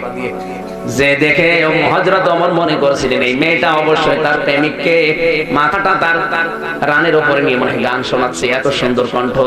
ঘরের ভেতরে যেয়ে দেখে লম্প জ্বালানো, লাইট, মোমবাতি, হারিকেন বা লম্প আলো বাতি জ্বালিয়ে মেয়েটা নিজের রূপ সৌন্দর্যকে সুন্দর করে আরো সাজিয়েছে, জোরে জোরে গান বলছে। ডাক দেয় বলে, মেয়ে গান বলো কেন? মেয়েটা আশ্চর্য হবে, থেকে আমি চাই হয় তুমি গান বললে কেন? মেয়েটা বলে, খালিক খালিক কে আপনি? আপনাকে চিনি না, আমি গান বলে অপরাধ করেছি মাত্র একটা। সূরা লোকমানের 6 নাম্বার আয়াতটা অবমাননা করেছে আমিও জানি। আমিনান নাসি মাই ইয়াশতারি লাহওয়াল হাদিসি লিউদিল্লা আন সাবিলিল্লাহ। আল্লাহ তাআলা বলেন যারা অনর্থক কথাবার্তা, গান, ভিডিও, থিয়েটার, সিনেমা এগুলো টাকা পয়সা দিয়ে কিনে নিয়ে আসে, এগুলো মানুষকে আল্লাহর দিন থেকে দূরে সরানোর ধান্দা। আমি না একটা আয়াত সূরা লোকমানের 6 নাম্বার আয়াতটা লঙ্ঘন করলাম, কিন্তু আপনি আমার এই ঘরে পেছন দরজা দিয়ে ঢোকার পরে 3টা আয়াত আপনি লঙ্ঘন করেছেন। সকালবেলা আল্লাহর বান্দা হযরত ওমর আমার দেশের খলিফা, তার কাছে আমি বিচার দেব আপনার নামে। আল্লাহু আকবার। হযরত ওমর থমকে দাঁড়ালেন, কি বলে আমার নামে বিচার দেবে? বলে মা। এবার মা বলেন কেন? মা বলে আপনাকে এই জন্য যে আপনি বিচার দেবেন ওমরের বিরুদ্ধে, ওমরের দরবারে 3টা কি কি অপরাধ আমি করলাম বলেন তো আমারে। আমি যে কোরআনের 3টা আয়াত লঙ্ঘন করলাম, তো আমি তো খুঁজে পাই না। মেয়েটা বলে কোরআনে কারিমে সূরা বাকারার 189 নাম্বার আয়াতে আল্লাহ জানিয়েছেন, ওয়ালাইসাল বিররু বিআন তাআতুল বুয়ুতা মিন যুহুরিহা ওয়ালাকিন্নাল বিররা মানিত্তাকা ওয়া আতুল বুয়ুতা মিন আবওয়াবিহা ওয়াত্তাকুল্লাহা লাআল্লাকুম তুফলিহুন। আল্লাহ তাআলা বলেন ঘরের পেছন দিয়ে ঢোকার ভেতরে কোনো বরকত কল্যাণ নেই। কোন মানুষের ঘরে ঢুকতে হলে আল্লাহকে ভয় করো আর সামনে দরজা দিয়ে ঢোকো। কোরআনের নির্দেশ হচ্ছে দরজা দিয়ে ঢোকা। আমার ঘরের নির্ধারিত দরজা আছে, দরজা বাদ দিয়ে আপনি পেছন দরজা বাদ দিয়ে বেড়া ভেঙে ঢুকলেন কোন কারণে? আপনি ঘরের দরজা না দিয়ে বেড়া ভেঙে ঢুকেছেন, এই জন্য আপনার বিরুদ্ধে মামলা। প্রথম কোরআনের নির্দেশ একটা লঙ্ঘন। 2 নম্বরে কোরআনে কারীম জানিয়েছেন, ইয়া আইয়ুহাল্লাযীনা আমানু লা তাদখুলু বুয়ুতান গায়রা বুয়ুতিকুম হাত্তা তাসতানিসু ওয়া তুসাল্লিমু আলা আহলিহা। সূরা নূরের 27 নম্বর আয়াত আল্লাহ জানিয়েছেন, ঈমানদারেরা নিজের ঘর হোক অন্যের ঘর হোক আগে অনুমতি নিবা, এরপর প্রবেশ করবা। আগে অনুমতি নিবা, সালাম নিবা, এরপর প্রবেশ করবা। আপনি সালামও দেননি, অনুমতিও নেননি, আমার ঘরে দাও বেড়া ভেঙে ঢুকেছেন, আমি বেড়া পাবো কোথায়? আপনার জন্য আমার 2 নাম্বার কোরআনের মামলা এটা। হযরত ওমর বলে, মা আর একটা কি? আল্লাহ পাক জানিয়েছেন সূরা নূরের ভেতরে আছে 61 নাম্বার আয়াতে, যখন কোন মানুষের ঘরে প্রবেশ করবা আগে সালাম দিবা। কি করবা? সালামের সিস্টেম এখন আমাদের দেশ থেকে আস্তে আস্তে উঠে গেছে। এখন high high, bye bye, tata, খাই খাই, নাই না, এগুলো চলছে।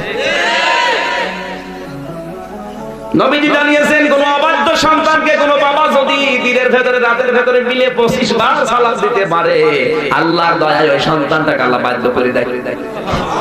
আর আসতে বলেন সালাম দেওয়া না, এগুলো তো নেই। এখানে যারা মুরব্বী মানুষ আছে, আমার মনে অনেক মুরব্বী জীবন পার করে ফেলেছে, আজও বউকে সালাম দেই না। লজ্জা করা, যতকে টাকা চাইতে লজ্জা করে। আজকে যদিও সালাম দেয় আর বউ বলবে কি কালকে তুমি আমার পিটাইলে যাও তোদের জন্য সালাম দাও। কি হয়েছে বলো দেখি, সত্যি করে বলো তোমার কে কি পড়িয়ে খাওয়িয়েছে। সালামের সিস্টেম চালু করা দরকার। একবার যদি কেউ সালাম দেয় 90টা নাকি আল্লাহ তাকে দান করে। আর জোরে বলেন সুবহানাল্লাহ। সিস্টেম চালু করা যায় না আজকে থেকে? নিজের মায়ের ঘরেও সালাম বাদ দিয়ে, অনুমতি বাদ দিয়ে ঢোকা জায়েজ নেই, কারণ আপনার মা কি অবস্থায় আছে আপনি তো জানেন না। এই কথা বলেন না কেন ভাই?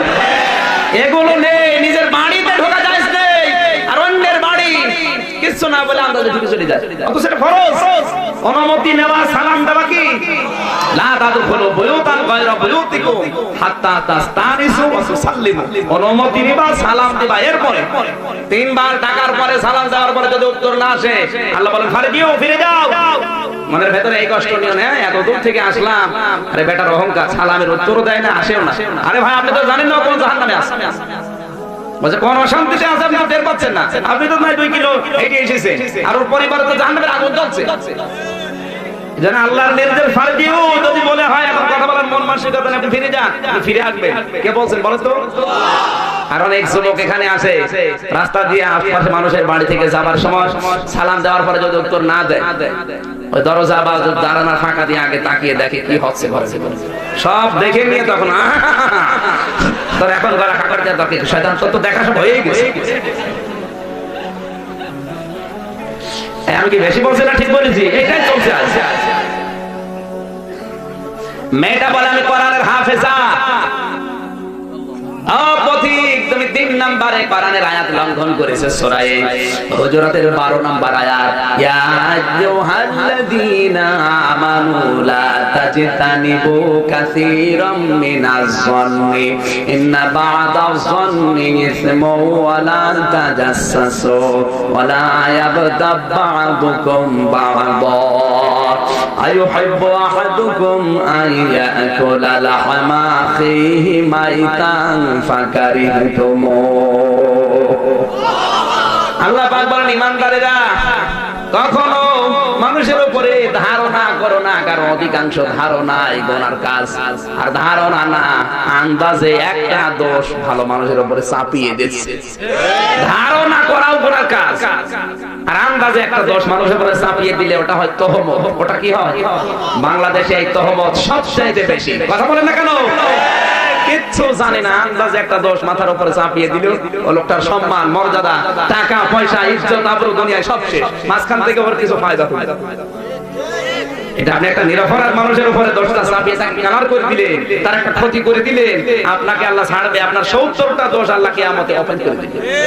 দুনিয়া অত সহজ না। আজ যারা ভালো মানুষগুলোর উপরে দোষ চাপিয়ে তাদেরকে সামাজিক ভাবে বয়কট করার সিদ্ধান্ত নিয়েছেন, কালার করে দিয়েছেন জাতির সামনে, বর্তমানে 10টা অপরাধ আপনি উন্মুক্ত করলেন, কিয়ামতে আপনার কমপক্ষে এক একটা অপরাধের জন্য 70টা, তাহলে 10টায় 10 70 কত হয়? এতগুলো অপরাধ কিয়ামতে কোটি কোটি মানুষের সামনে আল্লাহ ওপেন করে দেবে, এরপর আপনার বিচার শুরু হবে। এখন কিছু টের পাচ্ছে না, চোখ বন্ধ হোক, টের পাবেন। আমি এই হাদিসটা না বলে ভালো ছিল। বাংলাদেশের সাথে এই হাদিসটা মেলে না, মেলে না, 100 ভাগ মিলে গেছে। এটাই চলছে বাংলাদেশে বেশি। কথা বলেন, কিচ্ছু জানে না, আন্দাজে এমন এক মামলা দিয়েছে, শয়তানও বিশ্বাস করবে। আমার নামে যদি কেউ মামলা দেয় যে রাজাকার, রাজাকার, শয়তান বিশ্বাস করবে। মামলা দেয় আমার নামে বিস্ফোরক মামলার আসামি, ওরে শয়তান, বিস্ফোরক আমি চিনি না। এই যে 10টা চাপিয়ে আপনি জাতির সামনে আমরা কালার করে দিলেন, আমার কাছ থেকে কিছু টাকা পয়সা খেলেন, এই টাকা নিয়ে আপনি মনে করেছেন বড় ইলিশ মাছ কিনে খাবেন, আপনার শরীরে রক্তের ভেতরে ক্যান্সার দেন। অধিকাংশ বড় বড় মানুষ যারা এই দেশে অবৈধ ইনকাম করেছে, মানুষের টাকা ফাঁকি দিয়েছে, সবগুলো ক্যান্সারে মারা যাচ্ছে। আমি নাম নাই নিলাম, হ্যাঁ নাম নেই, মায়ের খায়, যে কয়টা মারা গেছে সব ক্যান্সারে না, অধিকাংশ কোনো ক্যান্সারে। যাদের অবৈধ ইনকাম একটাও ভালোভাবে মরছে না, সব ক্যান্সারে মরছে। আমার ভাইরা, আপনার রিজিক যা আছে আপনার কপালে আসবে, আপনার বরাতে আসবে। আপনি মানুষের সম্পদগুলো এভাবে অবৈধভাবে চোর করে, ফাঁকি দিয়ে, অন্যায় ভাবে কি করে নিয়ে আসেন? আপনার তো বিবেক আছে, আপনি তো আর পশু না। এই কথাগুলো যেহেতু রেকর্ড হচ্ছে, পরে যারা এসেছে তাম পৃথিবীতে এরা ছড়িয়ে দেবে। আমার মনে হয় আপনারা যদি নাও মানেন, তাম দুনিয়ায় 228টা রাষ্ট্রে যার কানে যাবে, একটা মানুষও যদি অবৈধ ইনকাম ছেড়ে দেয়, আজকের এই মাহফিল সাকসেস। জোরে বলেন আল্লাহু আকবার। হযরত ওমরকে মেয়েটা বললেন, হে পথিক, মানুষের দোষ ধরা, ধারণা করা গোনার কাজ। কি ধারণা করে আপনি আমার ঘরের বেড়া ভেঙে ঢুকলেন? বলেন। আন্দাজে আপনি ধারণা করেছেন এটা গোনা। কোরআনের 3 নাম্বার আয়াত আপনি লঙ্ঘন করেছেন। সকাল হোক আপনার বিরুদ্ধে আমি নিজে মামলা দেব। হযরত ওমর বললেন, মা যা হয়েছে হয়েছে, আমারে maaf করে দেন। আর বলেন আপনি কেন গান বলছিলেন? মেয়েটা বলে, গান বলার জন্য দেশের খলিফা হযরত ওমর দায়ী। হযরত ওমর বলে, কি পরিচয় তো দেওয়া যায় না, কেন ওমর দায়ী? আমার স্বামী হযরত সাদ ইবনে আব্দুল্লাহ, তার সাথে আমার বিবাহ হয়েছে বাসর রাতে। আমার স্বামী আসবে, হঠাৎ করে একটা চিঠি নিয়ে এসে আমার স্বামীর সামনে কে যেন ধরিয়ে দিল। স্বামীর সামনে চিঠিটা দিয়ে বলে, এই যে চিঠিটা পাঠিয়েছে হযরত ওমর, চিঠিতে লেখা ছিল, সাদ তুমি যেখানে আছো তাড়াতাড়ি আসো, তোমারে আমি গভর্নর করে পাঠাবো জিহাদের ময়দানে। তখন মিষ্টি বিতরণ চলছিল, খেজুর দিয়া চলছিল বিয়ের ময়দানে।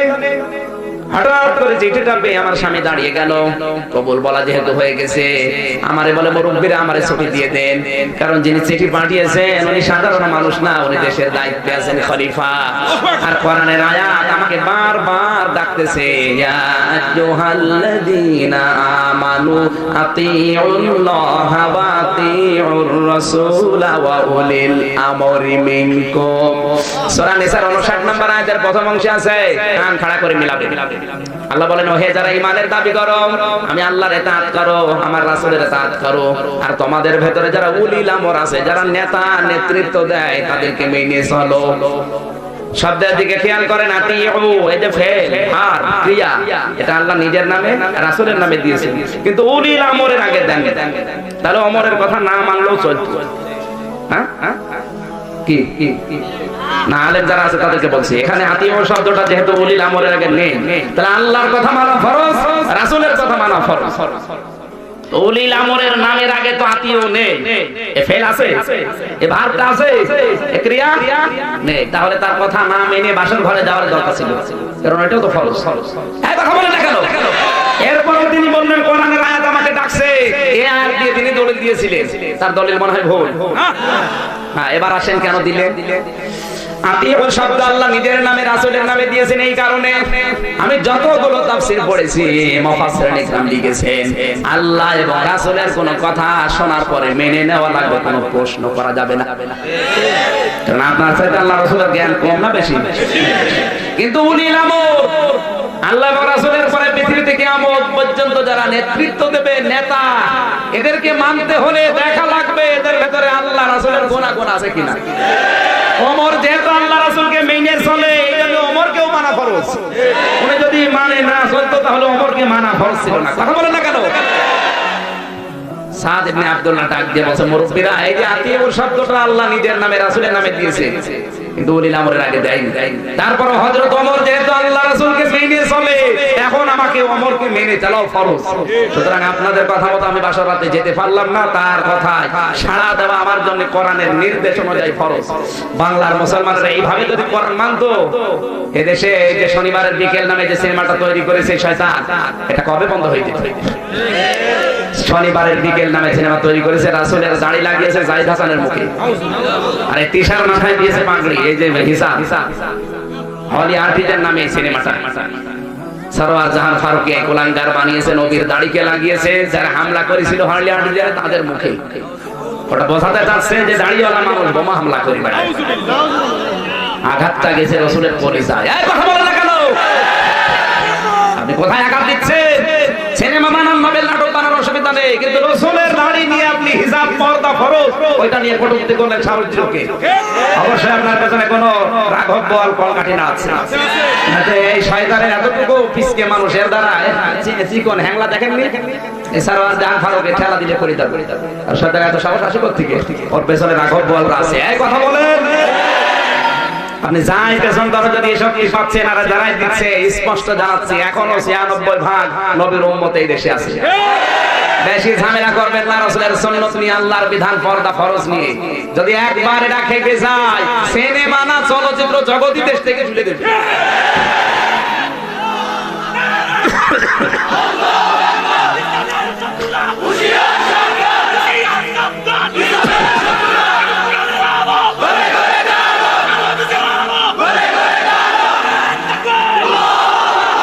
আজকের এই কসবার মাহফিল থেকে যারা দায়িত্বে আছেন তাদেরকে আহ্বান জানাচ্ছি, এই মুহূর্তে শনিবারের বিকেল হলে আটিতেন এই সিনেমা বন্ধ করা লাগবে। কারণ এটার দ্বারা শুধু আমাদেরকে গালি দিলে মেনে নিতাম, গালি দিচ্ছে সরাসরি রাসূলের দাড়িকে। হলে আটিতেনে যারাই হামলা করেছিল একটার মুখের দাড়ি ছিল না, আর একটাও মাদ্রাসায় পড়ুয়া ছেলে মেলে না, সবগুলো কলেজ ভার্সিটির। কথা বলেন, তাদেরকে আপনি কালার করেন না, যত দোষ সব হুজুরদের। আর হুজুরদেরও গালি দেন, কিন্তু আপনি রাসূলের দাড়ি লাগিয়ে দিলেন শয়তানের মুখে, কোন কারণে? সুতরাং এই মুহূর্তে বন্ধ করা লাগবে। কারা রাজি আছেন দেখি? লিল্লাহি তাকবীর।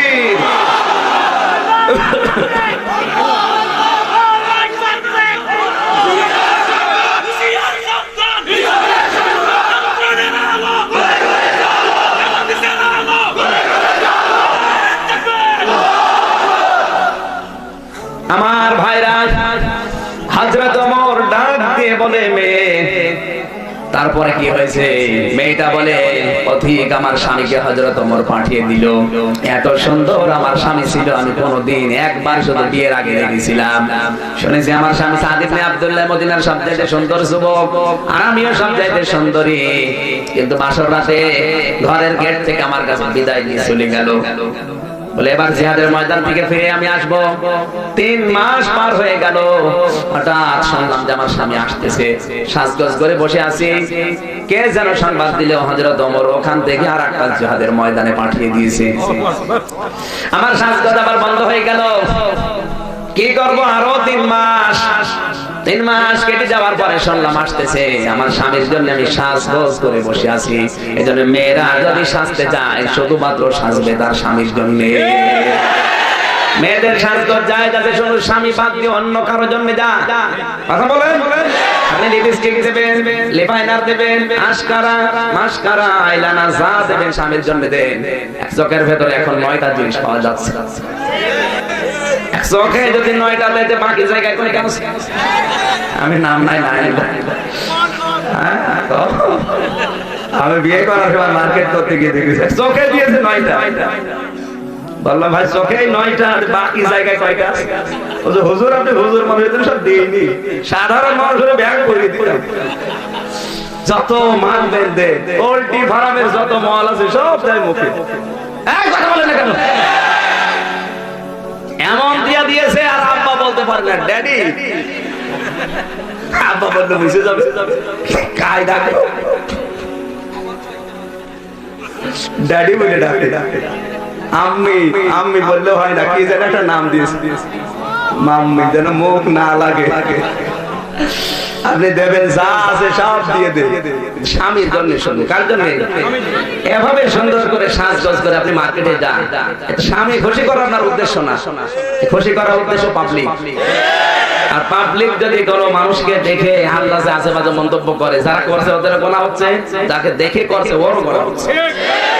তাও ছোটখাটো গোনা হলে মেনে নিতাম, কবিরা গোনা হচ্ছে। এক একটা কবিরা গুনাহে আপনি কমপক্ষে 7000 বছর জাহান্নামের আগুনে জ্বলবেন। সরে বলেন নাউজুবিল্লাহ। খলিফা আমার স্বামী আসবে বলে আমি সাজগোজ করে বসলাম। হঠাৎ কে যেন এসে বলেছে তোমার স্বামী আজও আসবে না, পাঠিয়ে দিয়েছে হযরত ওমর।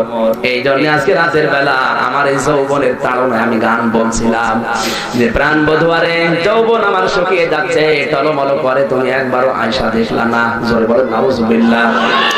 হযরত ওমর এক দৌড়ে বাড়িতে গেলেন, নিজের মেয়ে সাউদাকে ডাক দিয়ে বললেন, নিজের মেয়ে হাফসাকে ডাক দিয়ে বললেন, মা, একটা মেয়ে বিয়ে হওয়ার পরে নিজের স্বামী ছাড়া কতদিন থাকতে পারে?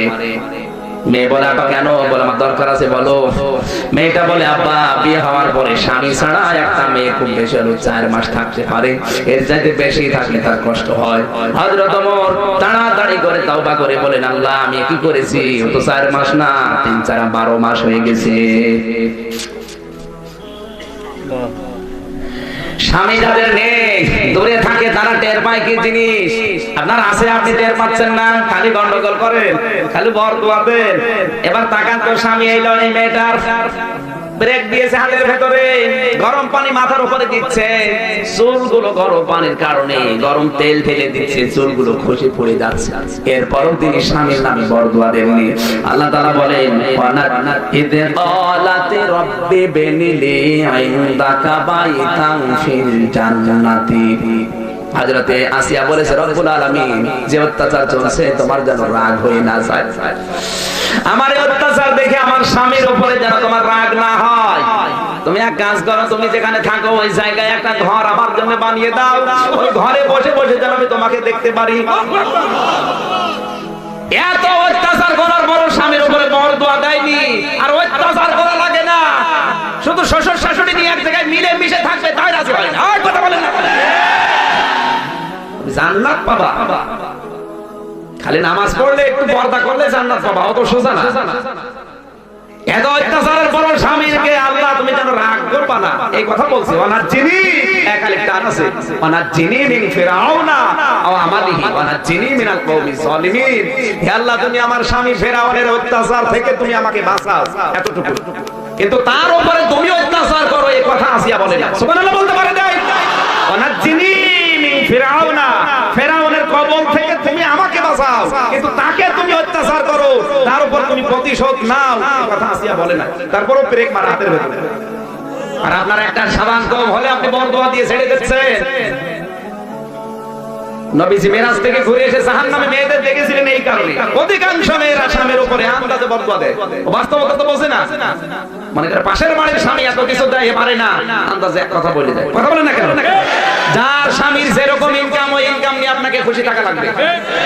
আপনাকে ওয়াহেদ ভাইয়ের বাড়ি পাঠিয়েছে এমনি না, আপনাকে তো আমার বাড়ি পাঠাতে পারতো।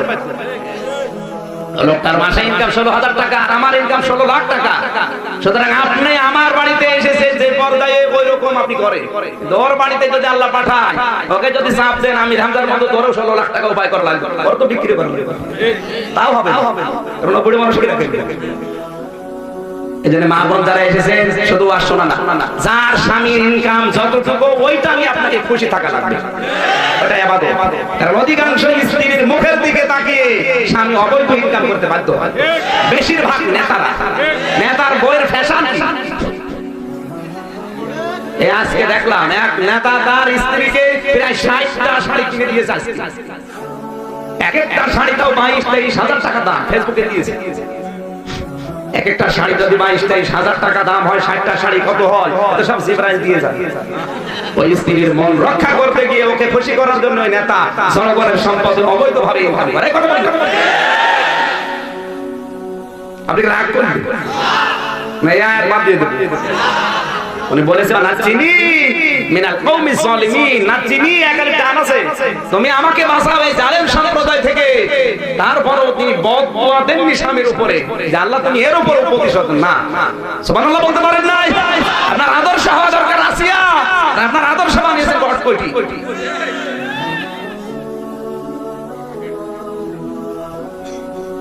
এমন মহিলা বাংলাদেশে আছে, এক স্বামীতে হচ্ছে না, পর পর বছরে বছরে স্বামী পাল্টায়। আমি নাম নাই মিলাই 3টা স্বামী পাল্টিয়েছে, 4র্থ স্বামী চলছে। এখন শুনলাম তো ওই সংসারও টেকবে না, আরেকটা দরকার। আল্লাহর লানত না ওর উপরে। কথা বলেন। ভারতের নায়িকা শ্রাবন্তী অনেকের আদর্শ, সুন্দরী, হ্যাঁ কি সুন্দর আমার আদর্শ। ওই মহিলা 3টা স্বামী পাল্টিয়েছে, আর একটা ধরবে। জোরে বলুন সুবহানাল্লাহ। ও যদি আপনার আদর্শ হয়, কুলাঙ্গার মহিলা যেখানে যাবে আপনাকে আল্লাহ ওখানে পাঠাবে। একটা স্বামীর মন জয় করতে পারো না, আল্লাহর মন জয় করবা কি দিয়ে? তুমি তো বলবা মোবাইলে উল্টো পাল্টা জিনিস রাখো, তুমি বলছো ঠিক। না না, ও রাখে না, আলহামদুলিল্লাহ, ভালো ভালো। আমি হাসির খোরাকি বলবো না, যা বলি ওর ভেতরে শিক্ষা আছে। ফেরাউনের স্ত্রীর স্বামী ছিল কি? আসিয়ার স্বামী ছিল না? এই জন্য আল্লাহ নামটা ধরেনি, কারণ স্বামী যাদের আছে সব আছে, যদিও অত্যাচারী হয়। আর স্বামী নেই, ওর দুনিয়ার সব আছে, কিচ্ছু নেই। আপনি রাতের বেলা একটু যেয়ে দেখবেন, যে লোকটাকে আপনি মেরে ফেললেন, ওর স্ত্রী গলা কাটা মুরগির মতো লাফায় রাতের বেলা।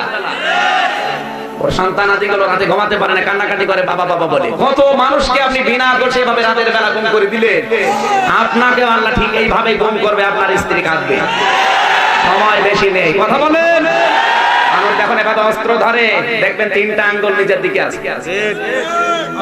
মানুষকে আল্লাহ বোঝাতে চাচ্ছে, এক আঙ্গুল দিয়ে একটা মানুষকে অস্ত্র দিয়ে মেরেছো, 3টা আঙ্গুল কিন্তু তোমার নিজের দিকে আছে। একটা গুলি যদি ওর মুখে করো, তোমারে আল্লাহ 3টা গুলি দুনিয়ায় খাওয়াবে, তোমার স্ত্রীকে ওইভাবে গলা কাটা মুরগির মতো কাঁদাবে, এরপরে মরণ দেবে। প্রশাসনের একটু পদ পাওয়ার জন্য কত মানুষকে গুম করো, তোমার বউ ঠিক ওইভাবে কাঁদবে। দুনিয়া অত সহজ হলে আল্লাহ সব ছেড়ে দিবে।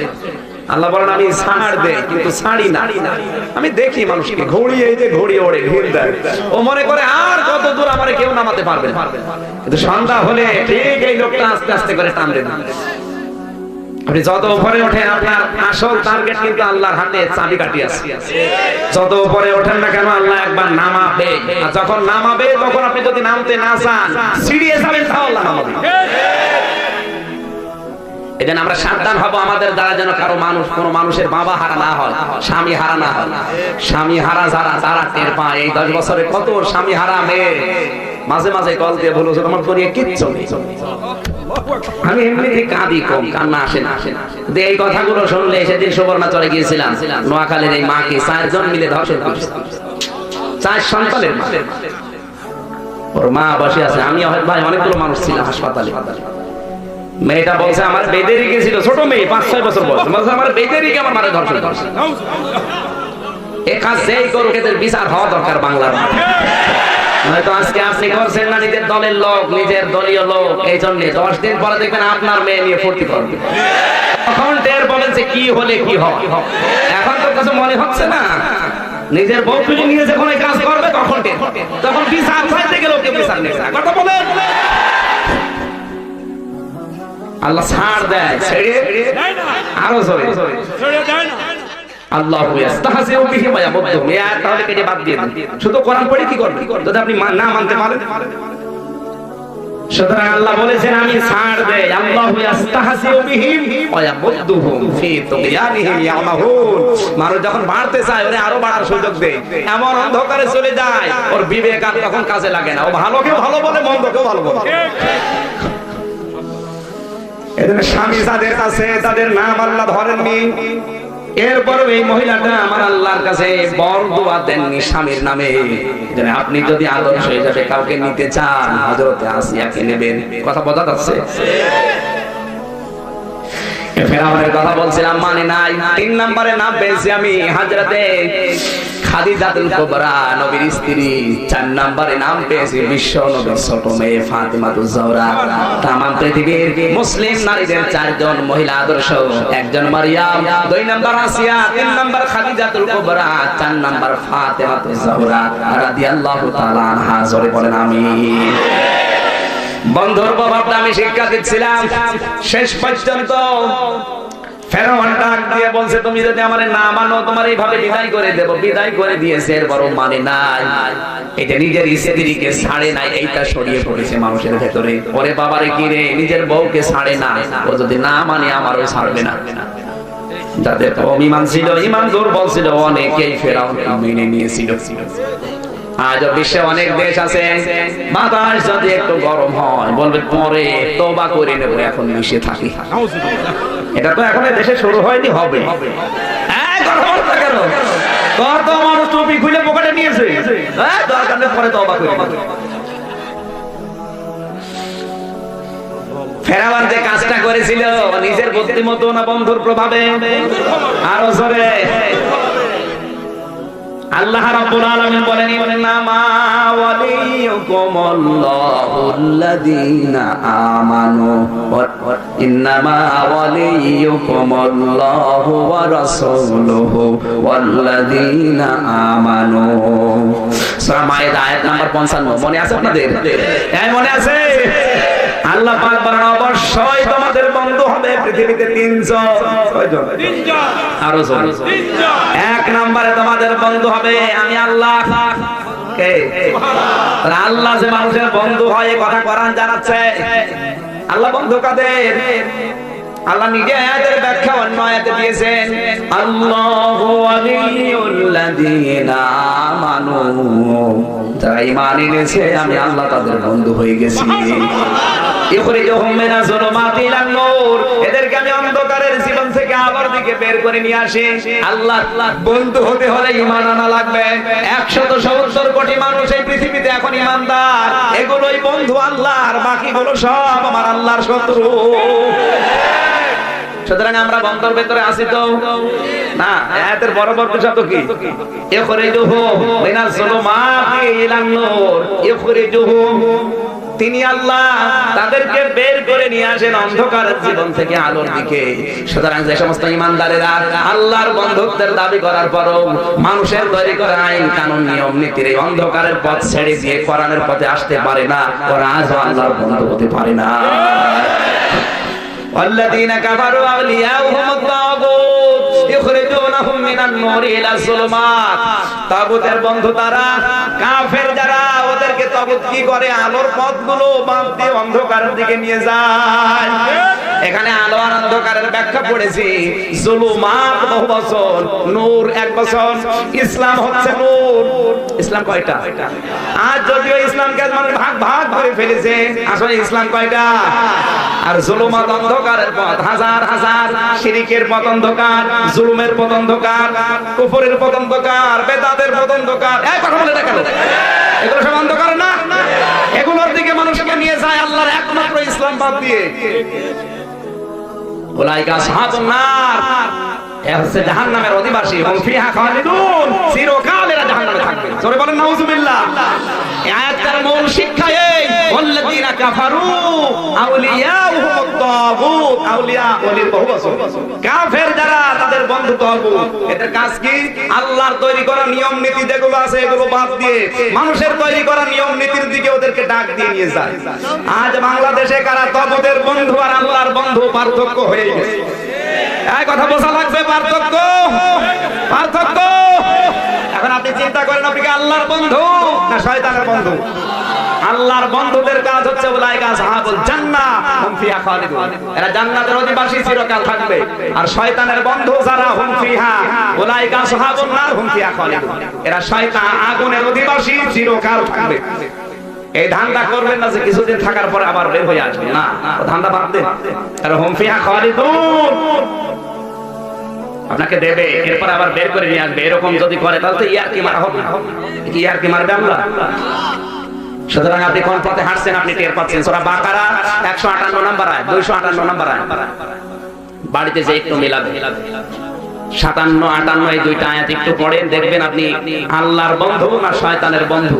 আল্লাহর বন্ধু হলে আল্লাহ আপনাকে মানুষের তৈরি করা নিয়ম নীতি থেকে বাঁচিয়ে আল্লাহর আলোর দিকে আপনার জান প্রাণ দিয়ে কাজ করাবে।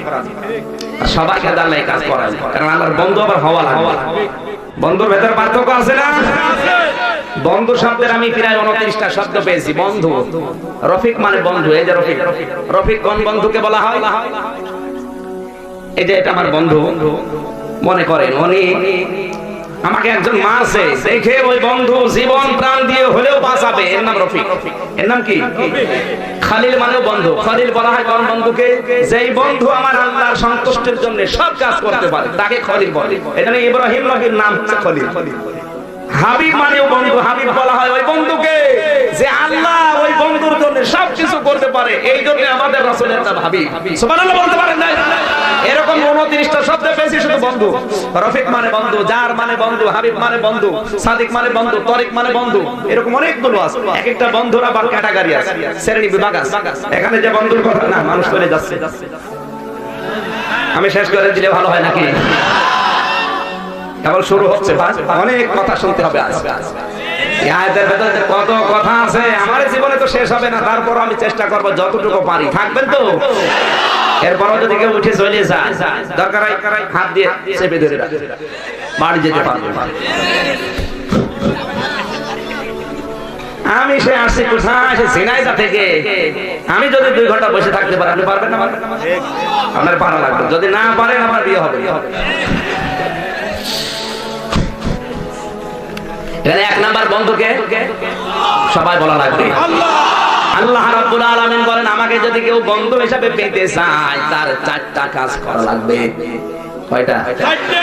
আমরা জানি পৃথিবীতে বন্ধুত্বের সিস্টেম আছে। মোবাইল দিয়ে কেউ যদি বন্ধুত্ব করে, আগে ফেসবুকে তাকে বন্ধুত্বের অফার দেওয়া লাগে, সে অ্যাকসেপ্ট করবে, এরপরে আবার চিঠি দেবেন, আপনি লিখবেন, কিছু উত্তর দেবে, আদান প্রদান হবে, এরপরে মোবাইলে কথা হবে, আস্তে আস্তে বন্ধুত্ব গাঢ় হবে, এরপরে হাদিয়াটাও বানিয়ে যাবেন। আল্লাহ রাব্বুল আলামিন বলেন, আমি যে বন্ধু, আমি তোর মোবাইল পাঠাবো না, আমি আল্লাহ তোমাদের কাছে চিঠি পাঠিয়েছি, ওই চিঠির সাথে যদি 4টা আচরণ করো, আমি আল্লাহ তোমাদের বন্ধু হব। আল্লাহর পাঠানো চিঠির নাম হচ্ছে কোরআন।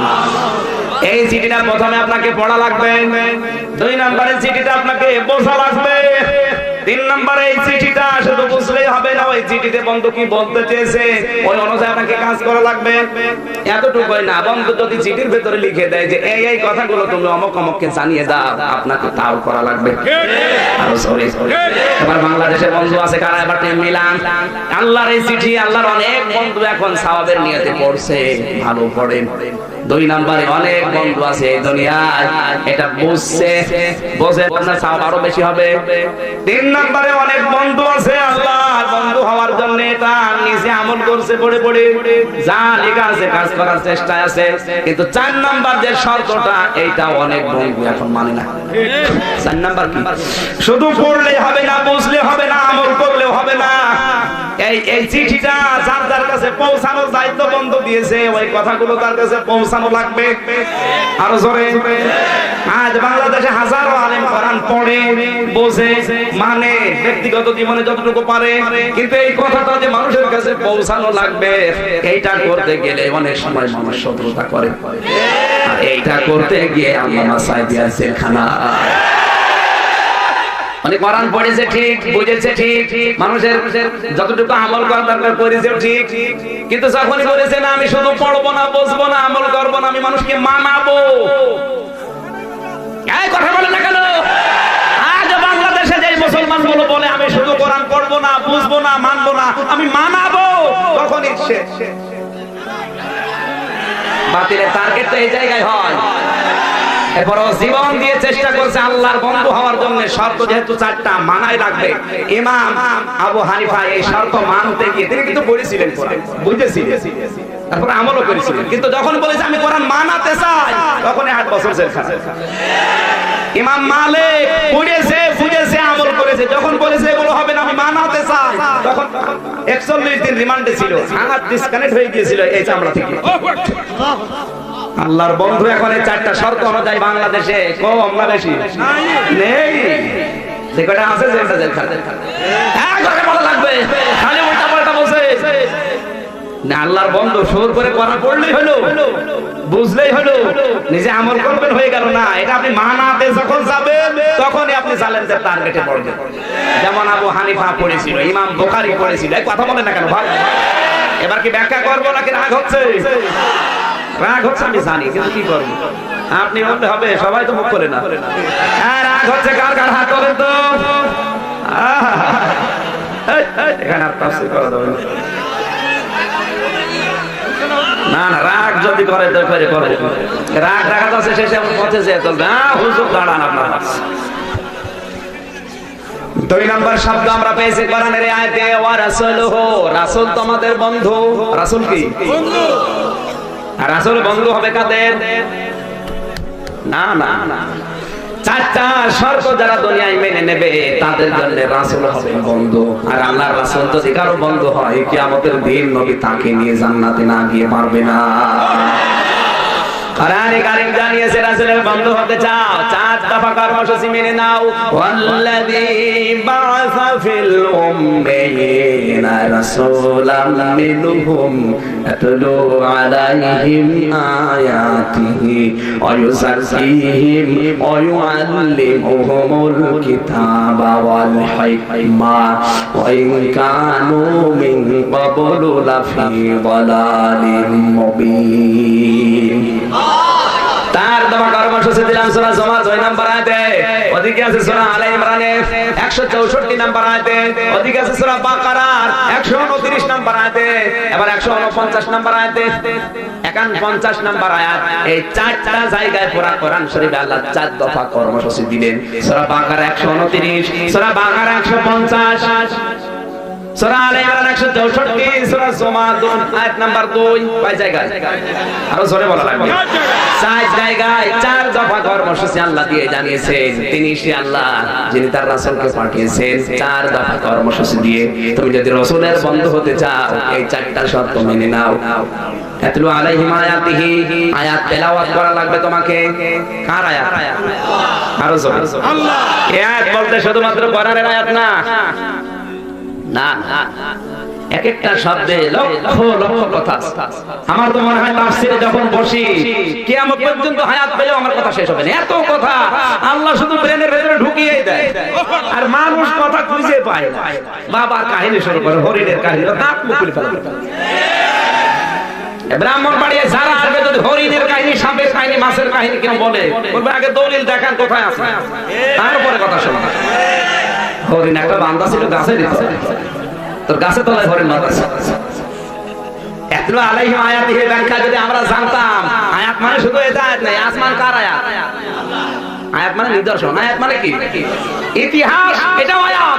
ওয়াল আসরি, আল্লাহ বলেন ইতিহাসের কসম, ইতিহাসও আয়াত। ইতিহাস এমনি এমনি তৈরি করেনি, ইতিহাস থেকে শিক্ষা নাও। এই যে ফেরাউনের ইতিহাস, নমরুদের ইতিহাস, এগুলো আল্লাহ এমনি তাই, এখান থেকে শিক্ষা নাও।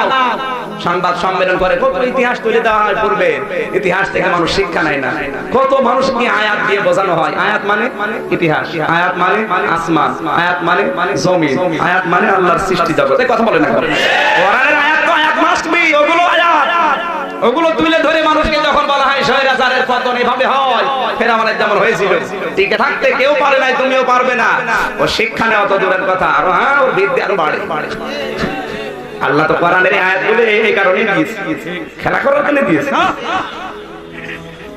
আল-আন ক্বাদ আসাইতা ক্বাবলু ওয়া কুনতা মিনাল মুফসিদিন ফালিয়াউমা নুমাত্তিকা বিবাদানিকা লিতাকুনা লিমান খালফাকা আয়া।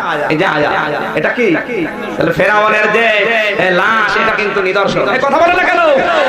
এখান থেকে আপনি শুধু মিশরে যাবেন, লাশ দেখে চলে আসবেন নাকি? কিছু নেবেন না। আল্লাহ বলেন খালফাকা আয়া, তোর পরবর্তীতে দুনিয়ায় যারা আসবে তাদের জন্য তোকে আমি আয়াত করে রাখলাম। কেন? কারণ অনেক মানুষ আছে তোকে দেখার পরও শিক্ষা নেবে না। এখন সেটা তৈরি হচ্ছে।